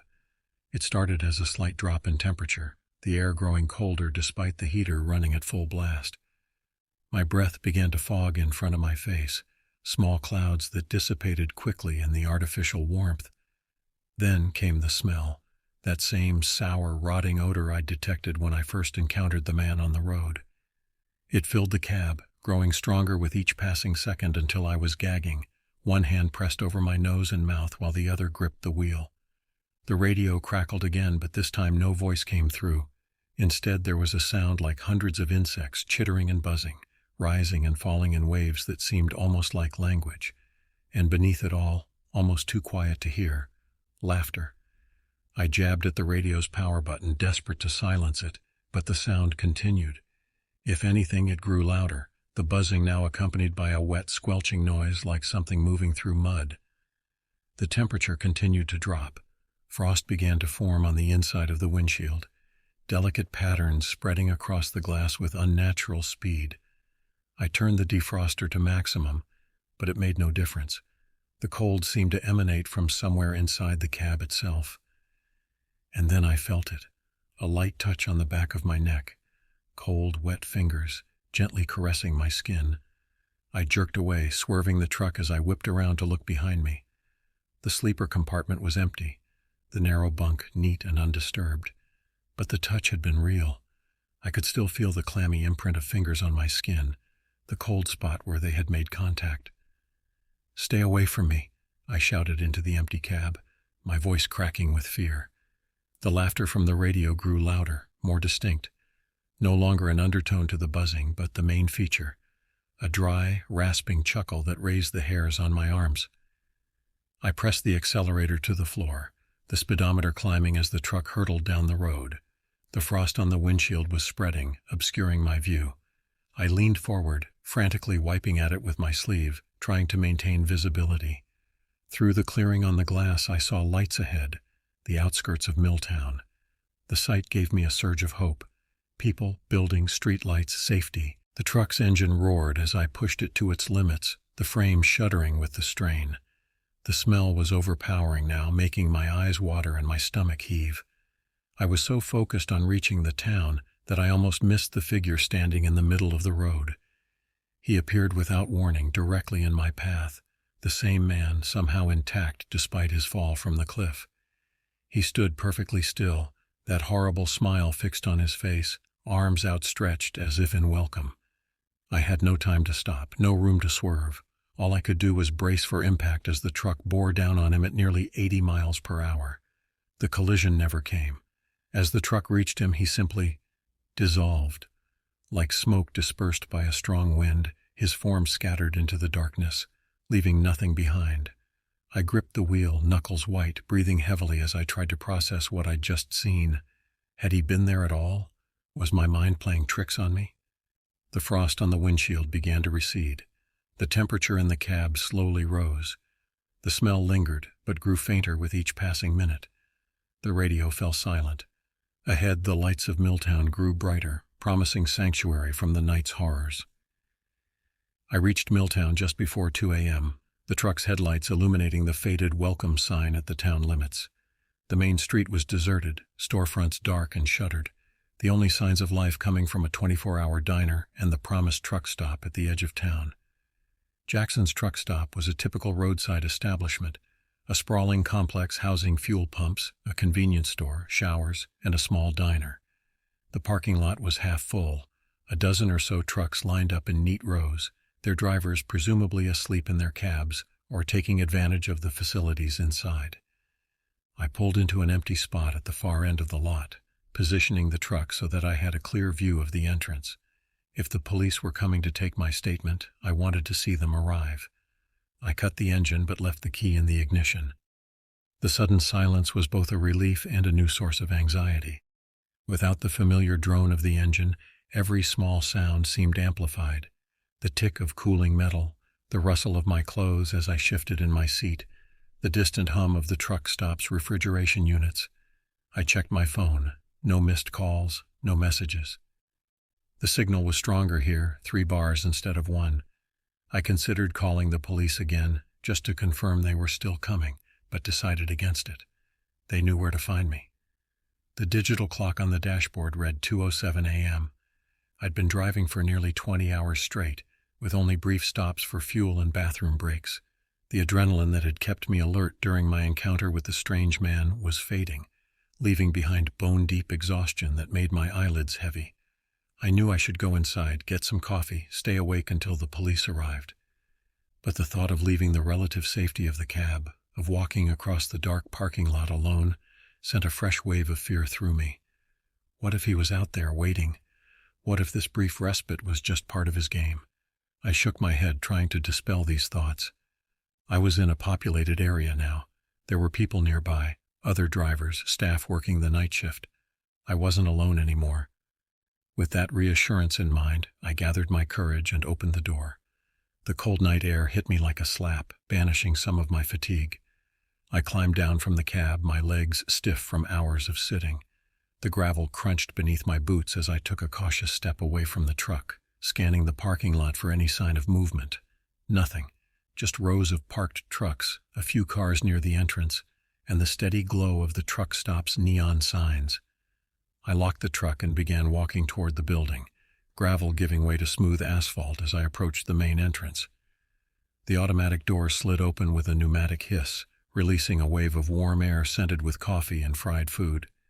The interior was brightly lit, a stark contrast to the darkness outside. A few people were scattered around the space, a cashier behind the counter, 2 truckers nursing coffees at a table, a cleaner mopping the floor near the bathrooms. Normal people doing normal things, unaware of the horrors I'd experienced just hours before. I made my way to the counter, ordered the strongest coffee they had, and took a seat at a booth near the window where I could watch the parking lot. The vinyl seat was cracked and worn, but it felt like luxury after the rigid truck seat. The coffee arrived quickly, brought by a waitress whose name tag identified her as Brenda. She was middle-aged, with dyed blonde hair pulled back in a tight ponytail, and the weary eyes of someone who had worked too many night shifts. "You look like you've seen a ghost, honey," she said, setting the mug down in front of me. "Rough night on the road?" I managed a weak smile. "You could say that." She hesitated as if waiting for me to elaborate, but when I didn't, she simply nodded and moved on to the next table. I sipped my coffee, the bitter liquid scalding my tongue but providing a welcome jolt of caffeine. Through the window, I could see my truck sitting alone at the far end of the lot. It looked smaller from here, vulnerable somehow. As I watched, a police cruiser pulled into the lot, its light bar dark, but its presence unmistakable. Relief washed over me. They had come. 2 officers emerged from the vehicle, both men in their 30s or 40s, with the confident stride of people accustomed to authority. They paused, scanning the lot, then headed toward the entrance. I raised a hand as they entered, catching their attention. They approached my booth, one hanging back slightly while the other took the lead. "You the truck driver who called about the abandoned vehicle on Route 52?" the lead officer asked. His name tag read Welch. I nodded. "That's me. I'm Officer Welch. This is Officer Brody. Mind if we sit?" I gestured to the empty seats across from me, and they slid into the booth. Brody pulled out a notebook, pen poised to take notes. "We sent a unit up to check out that truck you reported," Welch began. "Found it right where you said it would be. Blue Peterbilt, white trailer." I leaned forward, anxious for information. "And? Was there any sign of the driver?" The officers exchanged a glance that made my stomach knot with dread. "No driver," Welch said finally. "But we did find blood. Quite a lot of it, actually. Both inside the cab and on the ground outside." I swallowed hard, the coffee suddenly sour in my stomach. I knew it. I knew something bad had happened there. "We're treating it as a potential crime scene," Brody added, speaking for the first time. His voice was deeper than Welch's, with a slight southern drawl. "Can you tell us exactly what you saw when you found the truck?" I recounted the discovery as clearly as I could. The open door, the scattered papers, the half-eaten sandwich, the dark stains beneath the truck. I left out the supernatural elements of my night, saying nothing about the impossible speed of the man who had chased me, or the way he had clung to my truck, or his apparent survival of a fall that should have killed him. They wouldn't have believed me anyway. The officers listened attentively, Brody noting down the details while Welch occasionally nodded encouragement. "And you didn't see anyone in the area?" Welch asked when I'd finished. "No hitchhikers, no other vehicles?" I hesitated. Should I mention the man on the road? Would they connect him to what had happened to the missing driver? "There was a man," I said finally, "walking along the road about 10 miles before I found the truck. He seemed disoriented, maybe injured." "Can you describe him?" Brody asked, pen hovering over his notebook. How could I describe what I'd seen without sounding insane? The pallor of his skin, the unnatural smile, the way he moved, none of it would make sense to these officers. "Medium height, thin build," I said, settling for a sanitized version. "Light-colored clothes, but they were dirty, stained. I couldn't see his face clearly in the dark." "Did you stop to help him?" Welch asked. I pulled over, called out to him, but he didn't seem to hear me. I got a bad feeling, so I drove on. It wasn't entirely a lie, just a simplified version of events. "And you didn't see him again after that?" I shook my head, avoiding eye contact. "No, never saw him again." Welch studied me for a moment, his expression unreadable. I had the distinct impression he knew I wasn't telling the whole truth. "Well," he said finally, "we appreciate your report. We've got an APB out for the missing driver, Ben Russo, according to the trucking company. 48 years old, been with them for 15 years. No history of mental health issues, no reason to abandon his vehicle." The name hit me like a physical blow.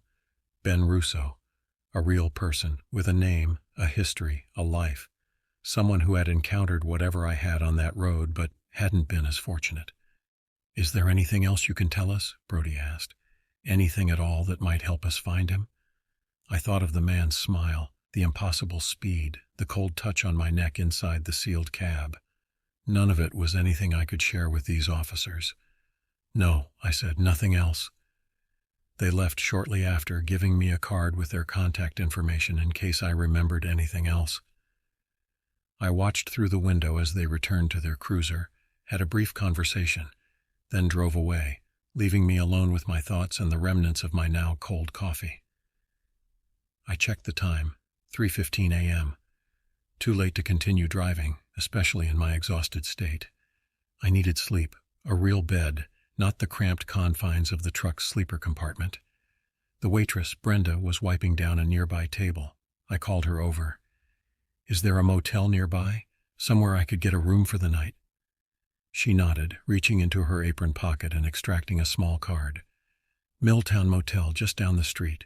Nothing fancy, but the rooms are clean and they give a discount to truckers." She handed me the card. "Tell Stan that Brenda sent you." I thanked her, paid for my coffee, and headed back outside. The night air had grown colder, a light mist forming under the parking lot lights. I walked quickly back to my truck, started the engine, and followed the directions on the card to the motel. The Milltown Motel was a single-story structure built in the 1960s, its once bright paint now faded to a dull beige. A flickering neon sign proclaimed vacancy in red letters. The parking lot was large enough to accommodate several trucks, with only 2 spots currently occupied. The office was a small room at one end of the building, illuminated by fluorescent lights that buzzed faintly. Behind the counter sat an elderly man with thinning white hair and thick glasses, Stan presumably. He looked up as I entered, closing the paperback he'd been reading. "Need a room?" he asked, his voice gravelly from years of cigarettes. A half-empty pack sat on the counter beside an ashtray filled with butts. "Yes," I replied. "Brenda from the truck stop sent me." He nodded, reaching for a registration card. "Brenda's good people. You a trucker?" "Yeah, just need a place to crash for the night." "Room 7's available. Quiet end of the building, away from the road." He pushed the registration card toward me. $25 with the trucker discount. Cash or card? I filled out the form, paid in cash, and took the key he offered. An actual metal key attached to a plastic tag with the number 7 stamped on it.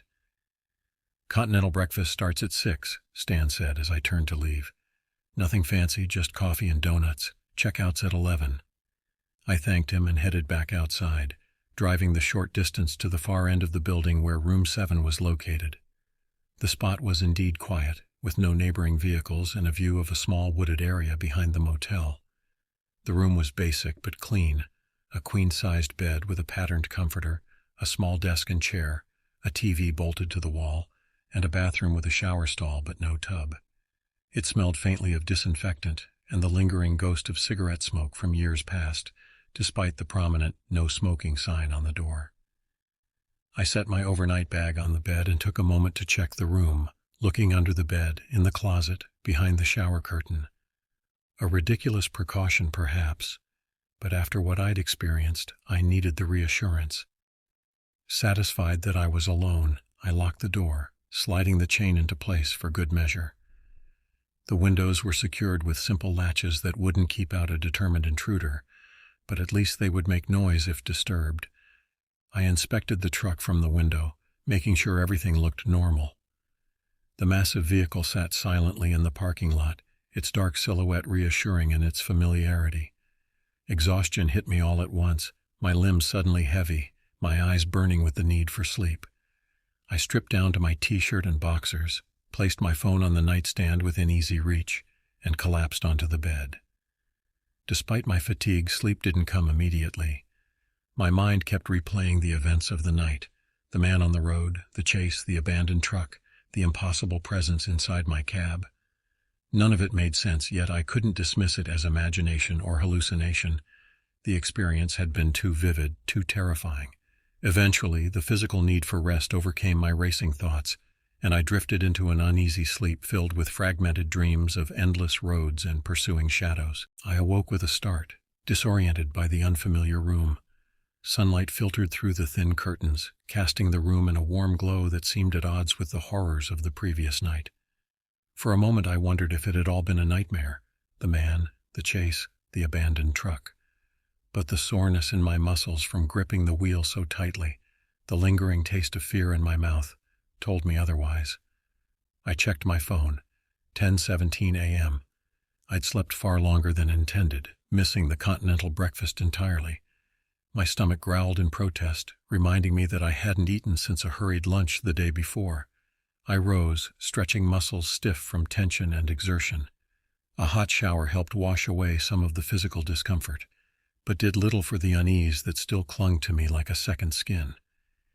As I dried off, I noticed something on the bathroom mirror, a smudge of condensation that hadn't evaporated with the rest. I wiped at it with my towel, but it remained, as if it were on the other side of the glass. Upon closer inspection, I realized it wasn't random condensation at all, but a single word written in the fog: "Run." My heart skipped a beat. Had it been there when I entered the bathroom? Had I simply missed it in my exhausted state? I backed away from the mirror, the towel clutched to my chest like a shield. The word faded slowly as the bathroom continued to clear of steam, until it was gone entirely, leaving me to wonder if I had imagined it. I dressed quickly, packed my few belongings, and checked out of the motel, declining Stan's offer of a late checkout. "Everything all right with the room?" he asked, peering at me over his glasses. "Fine," I lied, "just need to get back on the road." He nodded, taking the key I offered. "Drive safe." Outside, the day was unexpectedly beautiful. Clear blue sky, bright sunshine, a light breeze that carried the scent of pine from the nearby woods. It seemed impossible that anything malevolent could exist in such a perfect day.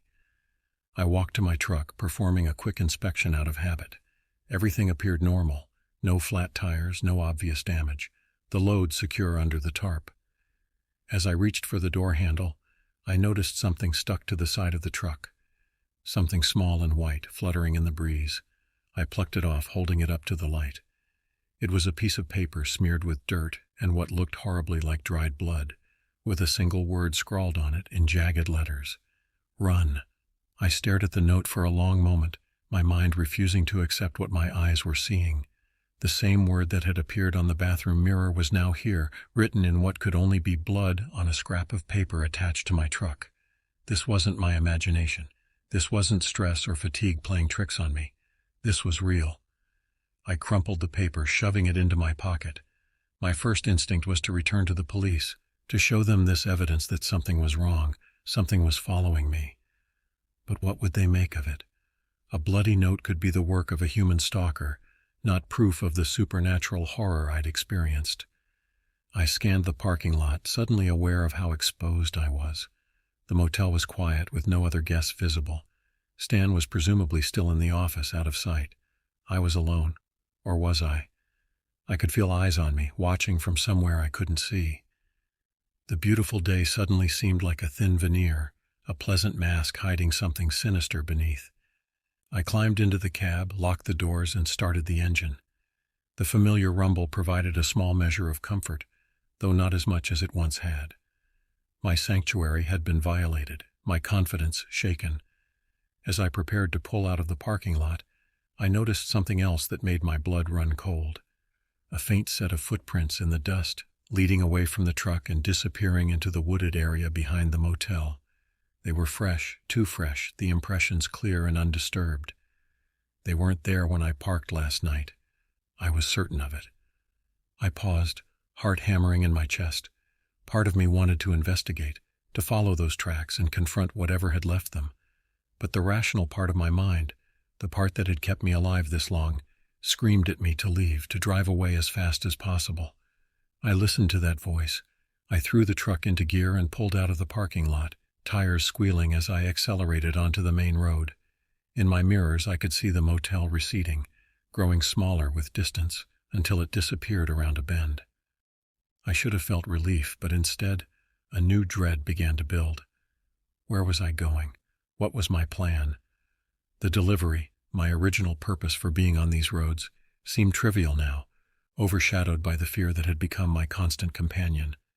The delivery point was still several hours away, in a small industrial town near the Ohio border. I could continue as planned, pretend that nothing had happened, that I hadn't seen what I'd seen. Or I could abandon the job, turn around, head back to familiar territory. But would that make a difference? Whatever had attached itself to me, literally and figuratively, hadn't chosen me because of my destination. It had found me on a random stretch of road for reasons I couldn't understand. Running might be pointless, but staying still felt dangerous. So I drove, the highway unrolling before me like a ribbon of freedom and trap in equal measure. The day progressed, the sun climbing higher in the sky, bathing the landscape in golden light. I passed through small towns and stretches of wilderness, always alert, always watching for signs of pursuit. The radio remained silent, the temperature in the cab steady, the air free of that rotting smell that had heralded his presence before. By early afternoon I had convinced myself that perhaps it was over. Perhaps whatever force had targeted me had lost interest, moved on to some other unfortunate traveler. The note might have been left during the night before I'd escaped the overlook, before I'd thrown him from the truck. Maybe I'd left him broken at the bottom of that cliff, unable to continue his pursuit. I stopped for fuel at a busy truck stop, mingling with other drivers, normal people going about their normal lives. The routine tasks, pumping diesel, cleaning the windshield, checking tire pressure, felt reassuringly mundane. Inside, I bought a sandwich and coffee, sat at a table surrounded by other truckers, and almost believed I was safe. The conversations around me were typical road talk, complaints about dispatchers, stories of difficult loads, tips on avoiding way stations. No one mentioned strange encounters on dark roads or men who moved too fast, smiled too wide. I was just another driver with just another load, on just another day. But as I returned to my truck, that fragile sense of normalcy shattered. There, tucked under the wiper blade, was another piece of paper. This one was clean, white, seemingly ordinary, until I unfolded it. Inside was a crude drawing of a truck. My truck, identifiable by the specific pattern of lights I'd added to the cab, and beside it, a stick figure with an exaggerated smile. Below the drawing, the same word as before. Run. My hands trembled as I crumpled the paper, looking around wildly for whoever might have left it. The parking lot was busy, drivers coming and going, no one paying particular attention to me or my truck. He could be anyone. He could be anywhere.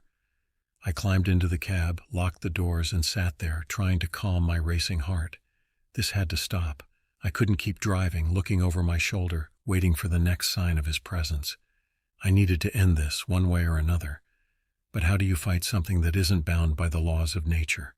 Something that can chase a truck at 60 miles per hour, survive a fall that would kill any human, appear and disappear at will. I had no weapons, no special knowledge, no allies in this fight. All I had was my truck, my wits, and a growing desperation.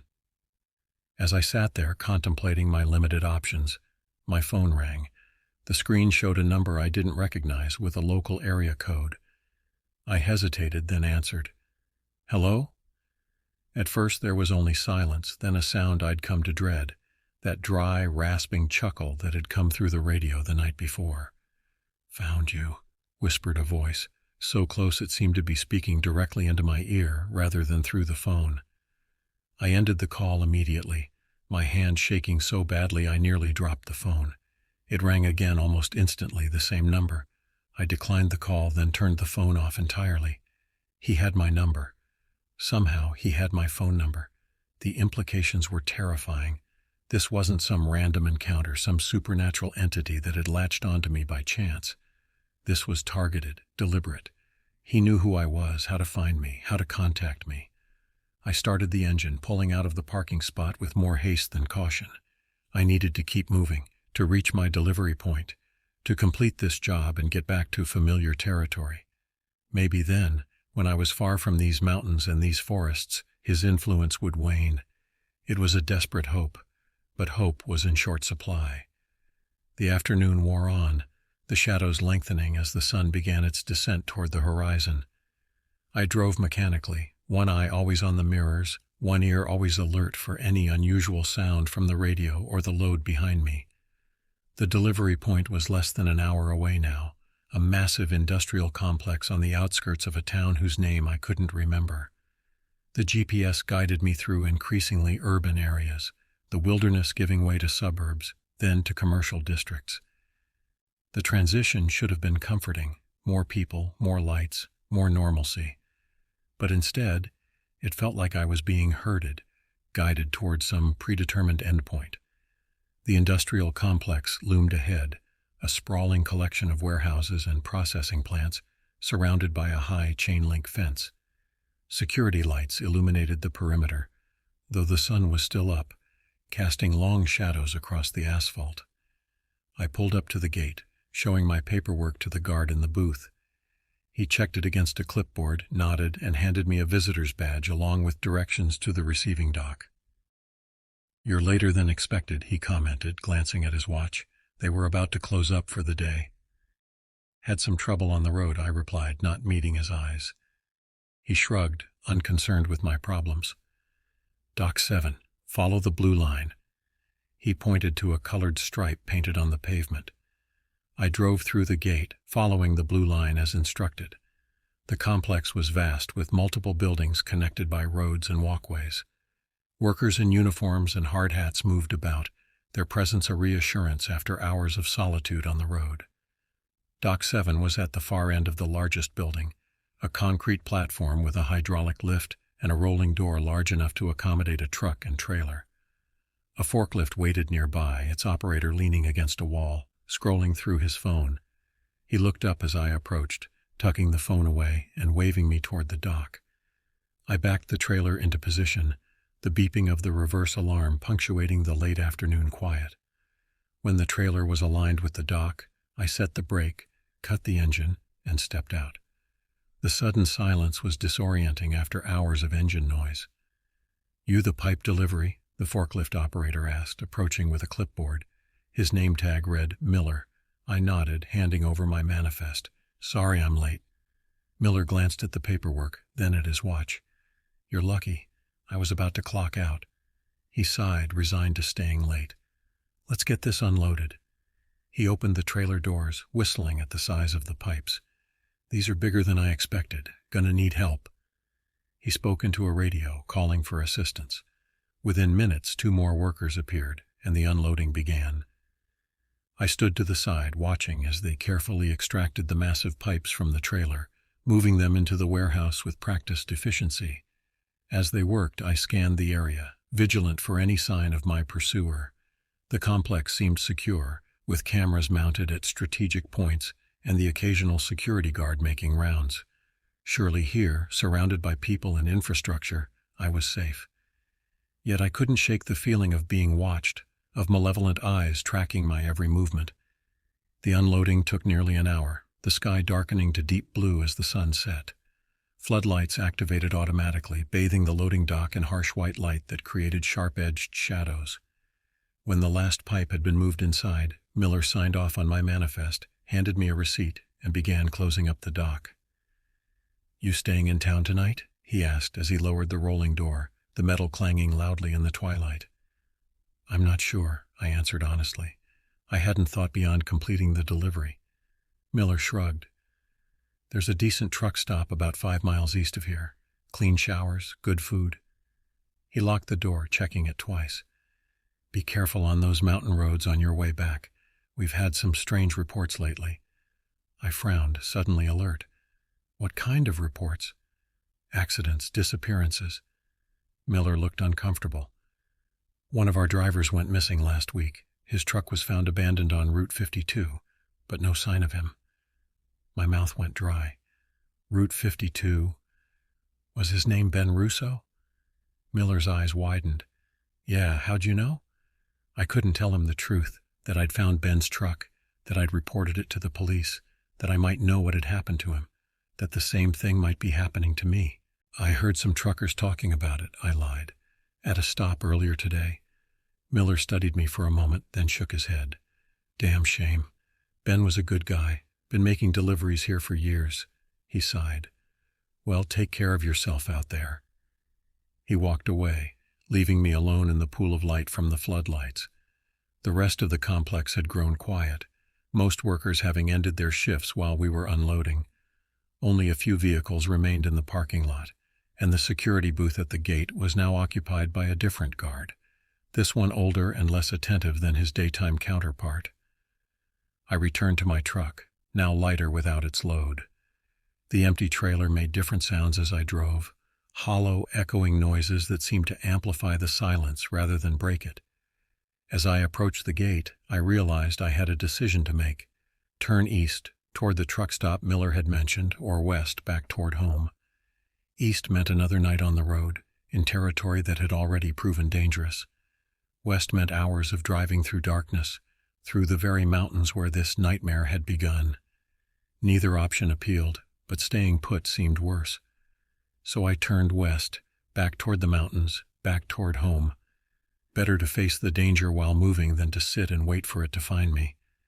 The guard waved me through the gate with barely a glance, already focused on a small television mounted in his booth. As I pulled onto the main road, the industrial complex receded in my mirrors, its lights growing distant, then disappearing altogether as I rounded a bend. Darkness enveloped the truck, broken only by my headlights and the occasional street lamp. The road was quieter now, most commuters already home for the evening. I drove steadily, maintaining a speed just below the limit, alert for any sign of trouble. For the first hour, everything seemed normal.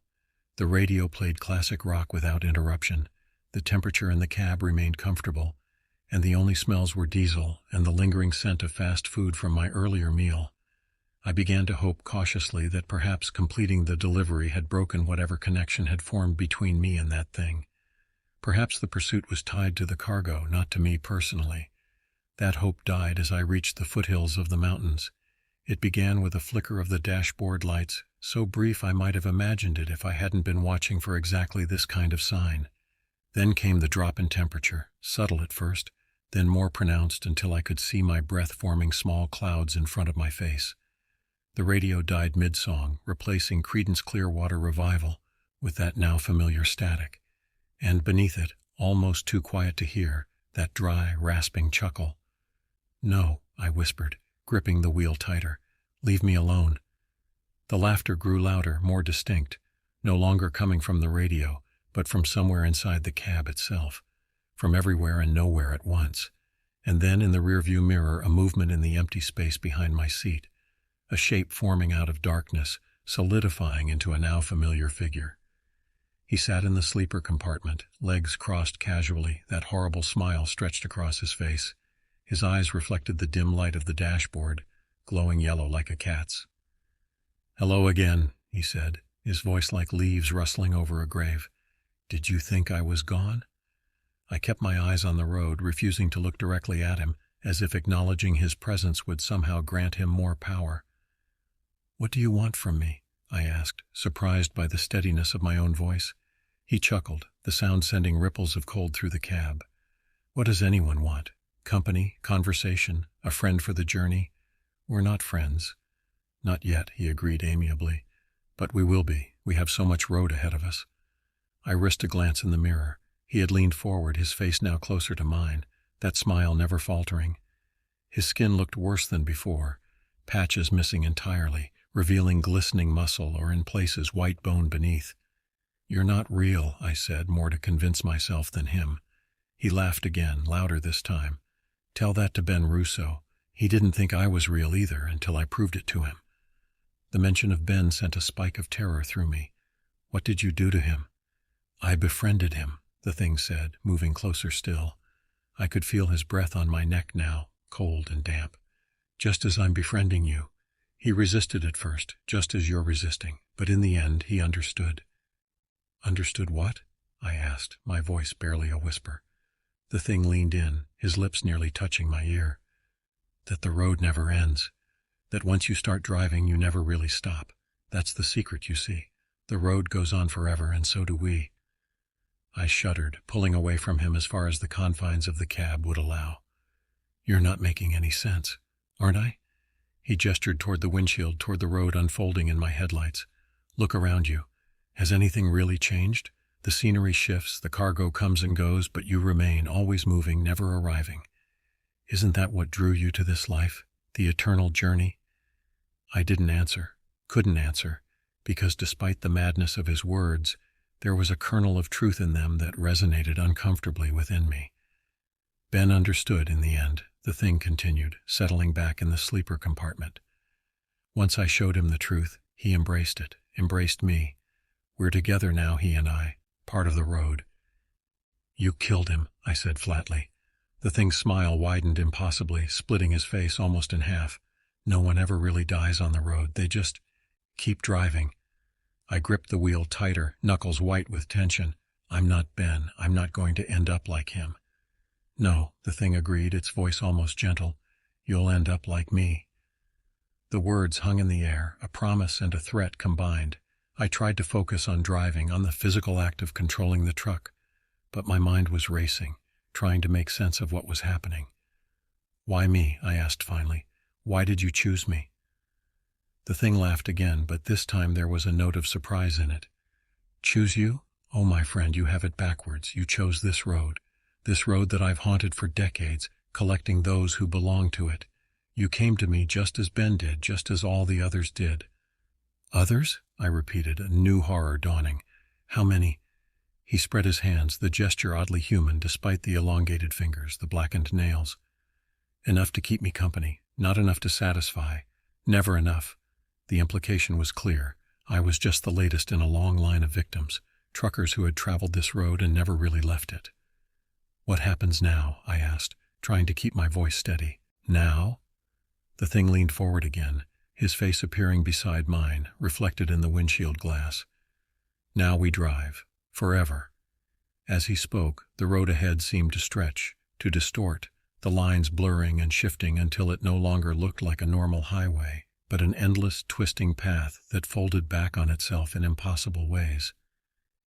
"This isn't real," I insisted, blinking hard, trying to clear my vision. "This is some kind of hallucination." "Reality is overrated," the thing whispered. "The road is the only truth, and I am the road." His hand, cold and damp, came to rest on my shoulder. I could feel the weight of it, the pressure of each finger digging into my flesh through my shirt. This was no hallucination, no trick of an exhausted mind. He was real as the truck around me, as real as the endless road ahead. "Join us," he urged, his voice now a chorus, as if others were speaking with him. Perhaps Ben, perhaps all the drivers who had come before. "Become part of the road, drive forever." For a moment I was tempted. The offer held a strange appeal. No more deliveries, no more schedules, no more returning to an empty apartment between jobs. Just the road, endless and eternal. But beneath the temptation lay the horror, the understanding that this was not freedom, but the ultimate trap.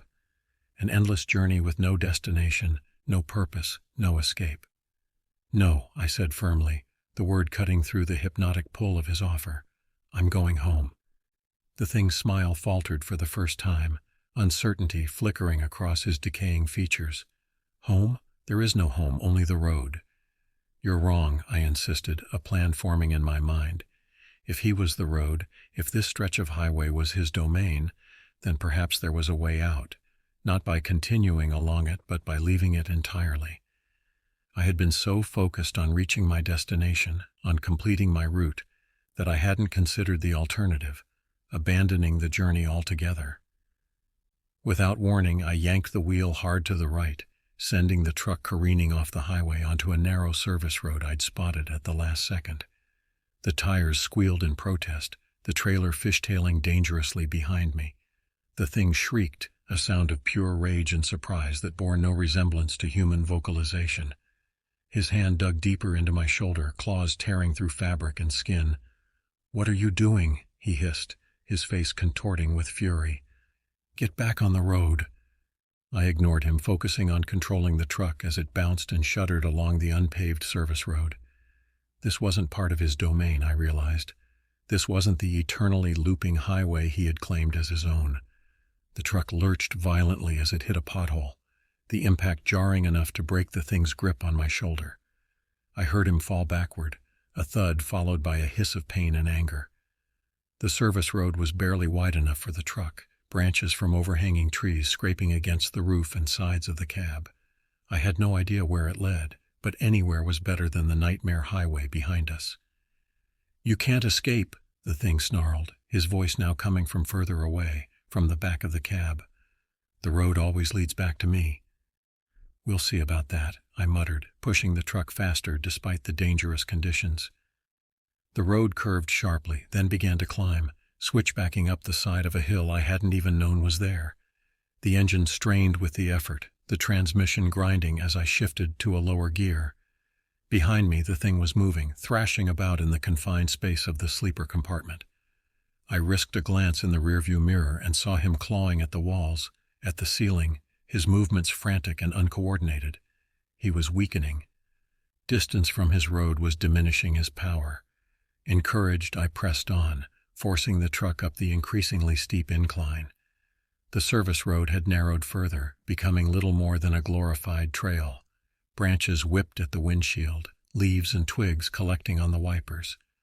"Stop!" the thing screamed, his voice cracking, breaking into multiple tones that overlapped discordantly. "Go back! Go back!" I ignored him, focusing on the path ahead. The hill was leveling out, the forest thinning. And there up ahead I could see lights, not the cold artificial glare of highway lamps, but the warm golden glow of windows. Houses, a town, civilization that had nothing to do with the eternal road, with the thing that claimed it as his domain. "No," the thing moaned, the sound pitiful now, weakened. "Not there. They don't belong to the road. They don't belong to me." I smiled grimly, pushing the truck toward those welcoming lights. Neither do I. As the truck crested the hill, breaking free of the forest into a clearing that overlooked a small valley town, I felt the presence behind me fade, not disappearing entirely, but diminishing, retreating. I glanced in the mirror one last time. The thing was pressed against the far corner of the cab, his form losing definition, edges blurring into shadow, but his eyes still burned, and that smile, that horrible, too-wide smile, remained fixed on his dissolving face. "You'll be back," he whispered, his voice now distant as if coming from miles away rather than feet. "The road calls to you, it always will." And then he was gone, leaving behind only a lingering cold and the faint smell of decay that dissipated quickly in the fresh night air. I sat there for a long moment, hands still gripping the wheel, heart racing with the adrenaline of escape. Had I truly gotten away, or was this just a temporary reprieve? The town below beckoned with its lights, its promise of normalcy and human connection. I could go there, find a place to stay, perhaps even sell the truck and find a new line of work, one that didn't involve endless roads and the things that haunted them. But as I contemplated this future, a small doubt nagged at me. The thing's final words echoed in my mind. The road calls to you. It always will. Was he right? Was I drawn to the road in some fundamental way that I couldn't escape? Had I chosen this life, or had it chosen me? I didn't have answers to these questions. All I knew was that for now I was free. I had escaped the endless highway and the horror that ruled it.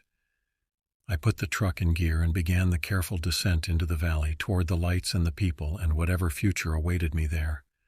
But as I drove, I couldn't help glancing in the rearview mirror, watching for a familiar figure with an impossible smile, listening for that dry, rasping chuckle that had become the soundtrack to my nightmares.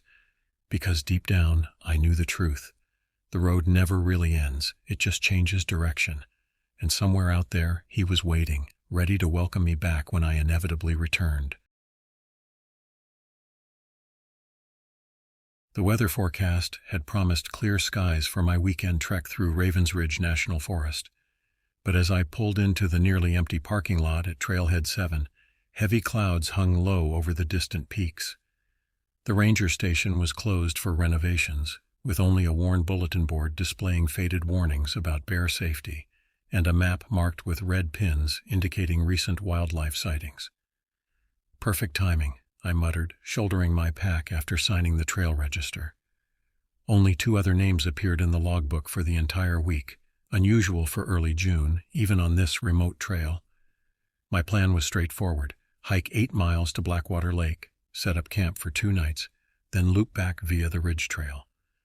Friends had canceled last minute, leaving me solo, something I'd done dozens of times before without incident. The first miles passed pleasantly enough. The narrow path wound through dense pine forest, occasionally opening to reveal sweeping valleys. I documented the hike on my phone, capturing the massive rock formation locals called Old Man's Watch, and a family of deer that scattered as I approached. By late afternoon, the temperature dropped abruptly. I paused at a stream crossing to refill my water bottle when something caught my attention: tracks in the mud that didn't match typical wildlife patterns. Too large for coyote, too narrow for bear, with an unsettling human-like quality that made me linger longer than necessary. A twig snapped somewhere behind me. I turned quickly but saw nothing except shadows lengthening between trees. Just wildlife, I reassured myself, though my pace quickened. As dusk approached, I reached the clearing before Blackwater Lake.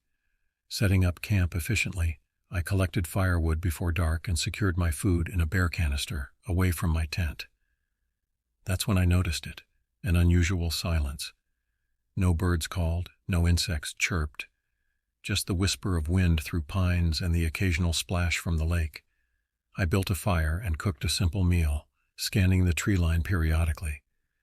The flames illuminated only a small circle, beyond which darkness gathered like a physical presence. My headlamp battery was lower than expected, casting a weak beam that barely reached the nearest trees. While organizing gear in my tent, I found the article I'd printed, a local newspaper piece about historical disappearances in these mountains. Native tribes had avoided this particular valley for centuries before colonization. The journalist interviewed a tribal elder who spoke reluctantly about creatures that walked between worlds, wearing stolen skins.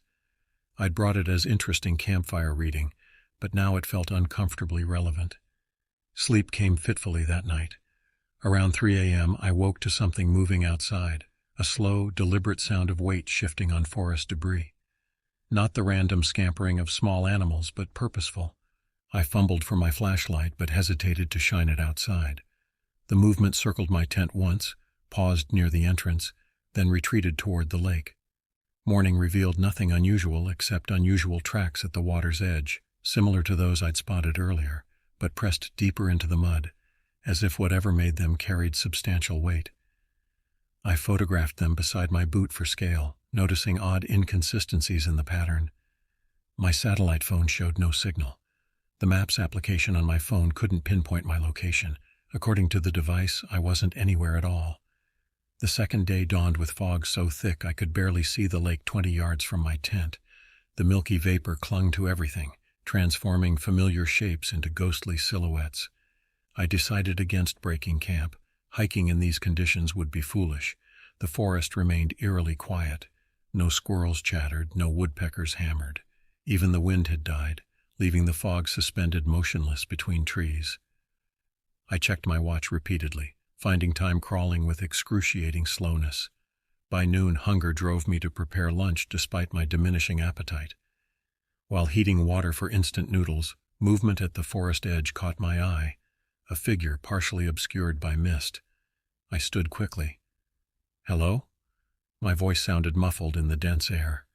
The figure remained motionless, approximately human-sized but strangely proportioned, too tall, too thin, with limbs that seemed slightly too long. I reached for my camera, but when I looked back, nothing remained except swirling fog. I spent the afternoon gathering more firewood, never venturing far from camp. The sense of being observed intensified, a prickling sensation between my shoulder blades that wouldn't subside. Twice I spun around, certain I'd catch someone watching, but found only trees and mist. The fog never lifted. As darkness fell, I built the fire larger than necessary, creating a defensive perimeter of light. The flames revealed nothing beyond their reach except occasional wisps of mist drifting through the glow like searching fingers. I sat with my back against a log, knife within reach, and reviewed the day's photos. The tracks I'd photographed that morning appeared distorted on screen. What had seemed like footprints now looked stretched and malformed, with strange protrusions where toes should be. More disturbing was a photo I didn't remember taking. A blurry image of the tree line with what appeared to be a pale face partially hidden behind a trunk. The timestamp showed 3:42 a.m., during my deepest sleep. The fire popped loudly, sending sparks into the darkness. From somewhere beyond the light came a sound I initially mistook for an owl, a high, wavering call that shifted midway into something resembling human speech, but wrong somehow, like someone learning words phonetically without understanding them. I remained motionless, listening. The call came again, closer now, followed by rustling beyond the firelight. I grabbed my knife and stood, scanning the darkness. "I know someone's there," I called, trying to sound authoritative despite the tremor in my voice. Silence answered for several long minutes. Then came a response that froze my blood. My own voice replaying my words exactly, but with subtle wrongness in the inflection. Sleep was impossible. I maintained the fire through the night, watching shadows that seemed to move independently of the flame's flicker. Several times I heard branches breaking in sequence as if something circled the camp, testing different approaches. Near dawn, the fog thickened until the fire seemed to burn inside a white room without walls. I dozed briefly and woke to find small objects arranged in a semicircle just beyond the ashes, pine cones, pebbles, and a single deer vertebra, bleached white with age. My phone battery died during the night. The satellite phone still showed no signal. Checking my supplies, I realized food would last only another day. I'd need to hike out regardless of conditions. As I packed, movement flickered in my peripheral vision, something dark and swift crossing between trees. When I turned, nothing remained except an impression of wrongness, like a photo with a single detail altered. The back of my tent had been slashed during the night, 3 parallel cuts about 4 inches long. The precision suggested a tool rather than animal claws. My emergency whistle had vanished from its place on my pack.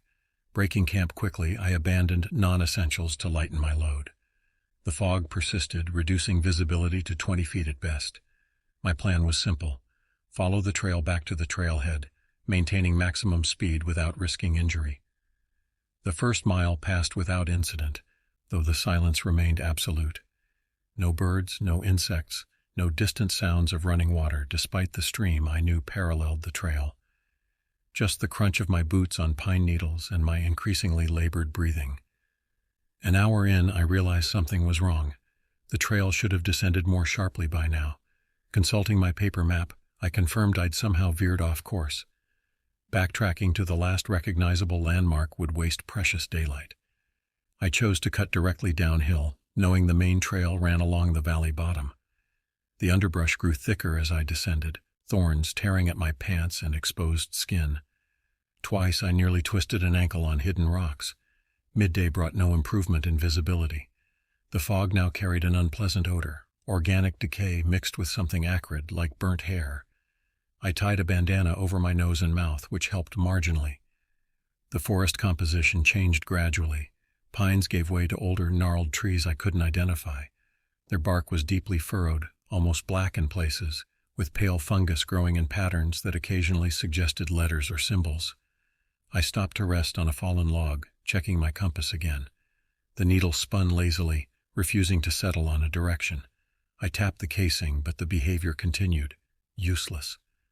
That's when I noticed the carvings. Crude figures etched into nearby trees at approximately eye level. Most depicted elongated humanoid forms with exaggerated limbs. Others showed concentric circles or spiraling patterns that seemed to pull at my vision, creating uncomfortable depth. The carvings appeared old, with edges smoothed by weather and time. But one stood out, freshly cut, the exposed wood still pale. It showed a simple stick figure with a backpack. My water bottle slipped from suddenly numb fingers. The carving had been made recently, very recently, and the depicted figure wore an uncanny resemblance to my own pack with its distinctive external frame. I abandoned stealth for speed, half jogging downhill. The fog swirled around me, occasionally forming shapes that dissolved when directly observed. From somewhere ahead came a sound like a metal tool striking stone, rhythmic, deliberate. I froze, listening. The sound stopped immediately, as if whatever caused it was equally alert to my presence. Then came the whistle, my emergency whistle with its distinctive pitch. 3 short blasts from somewhere to my left, then again from my right, as if multiple sources surrounded me. Flight response fully engaged, I ran recklessly downhill, branches whipping my face. The whistle calls followed, always just behind or beside me, never losing ground despite my pace. I burst into an unexpected clearing and stopped abruptly. Before me stood an abandoned cabin, its roof partially collapsed, windows dark empty sockets. The door hung askew from a single hinge. No trail led to or from the structure. It simply existed in isolation, surrounded by forest. The whistling stopped. Nothing moved. Even the fog seemed to hold position, reluctant to touch the cabin or the bare earth around it.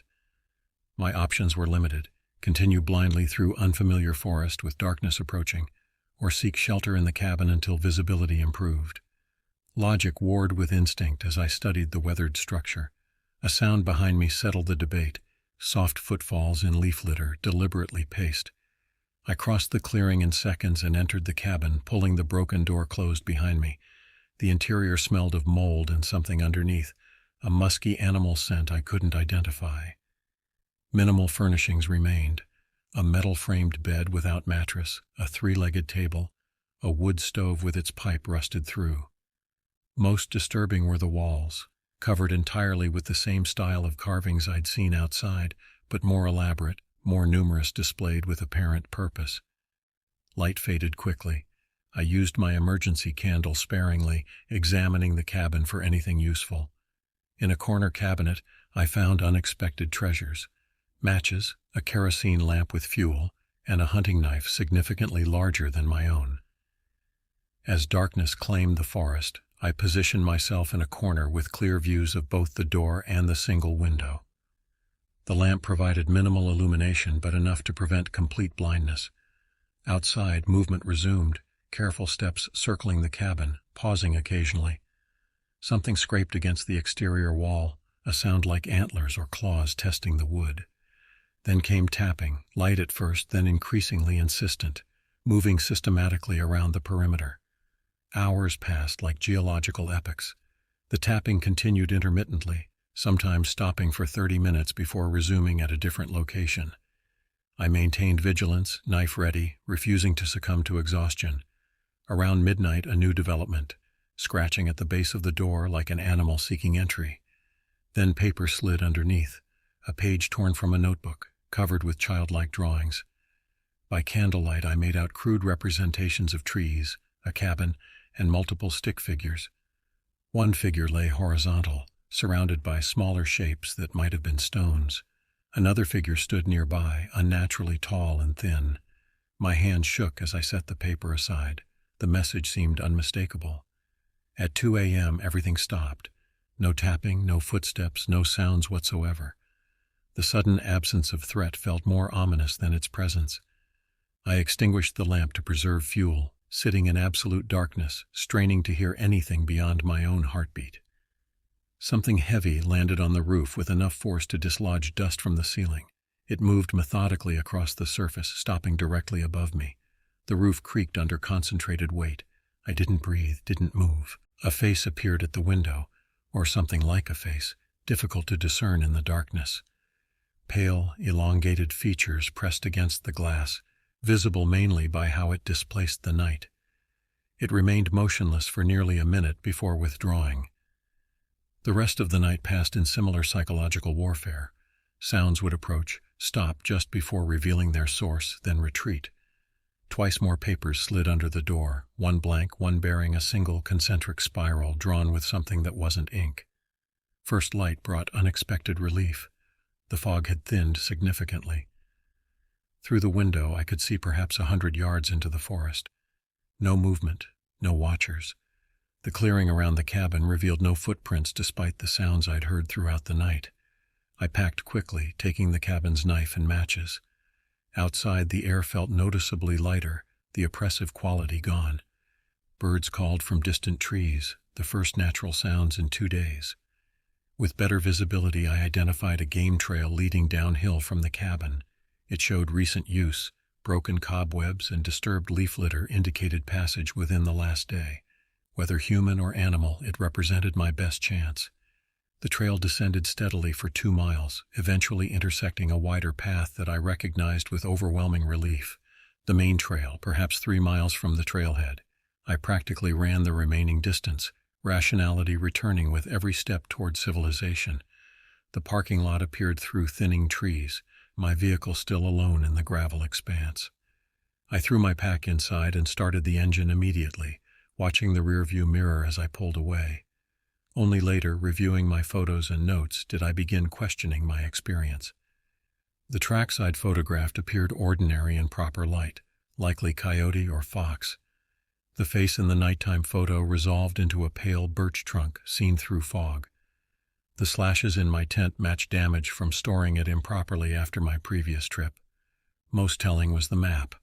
What I'd interpreted as an unmarked cabin was clearly indicated, an old ranger shelter abandoned in the 1970s but well documented on detailed topographical surveys. Yet questions remain. The carved figures existed, I have photos, though experts suggested natural formations enhanced by pareidolia. The papers that came under the door disappeared from my pack during the final miles, if they ever existed at all. The whistle calls could have been unfamiliar bird species, their patterns coincidentally similar to emergency signals. What haunts me most isn't what I can prove happened, but what I can't disprove. Logic suggests exhaustion, mild dehydration, and isolation created a perfect psychological storm. The human mind finds patterns where none exist, manifests threats from shadows. But sometimes, in dreams, I hear that perfect mimicry of my own voice coming from the darkness. And I know, with the certainty of ancient instinct, that something followed me out of those woods, something that learned from watching me, something that's still learning, still waiting, wearing whatever skin necessary to move undetected among us. I've sold my camping gear. Some forests are best left unexplored.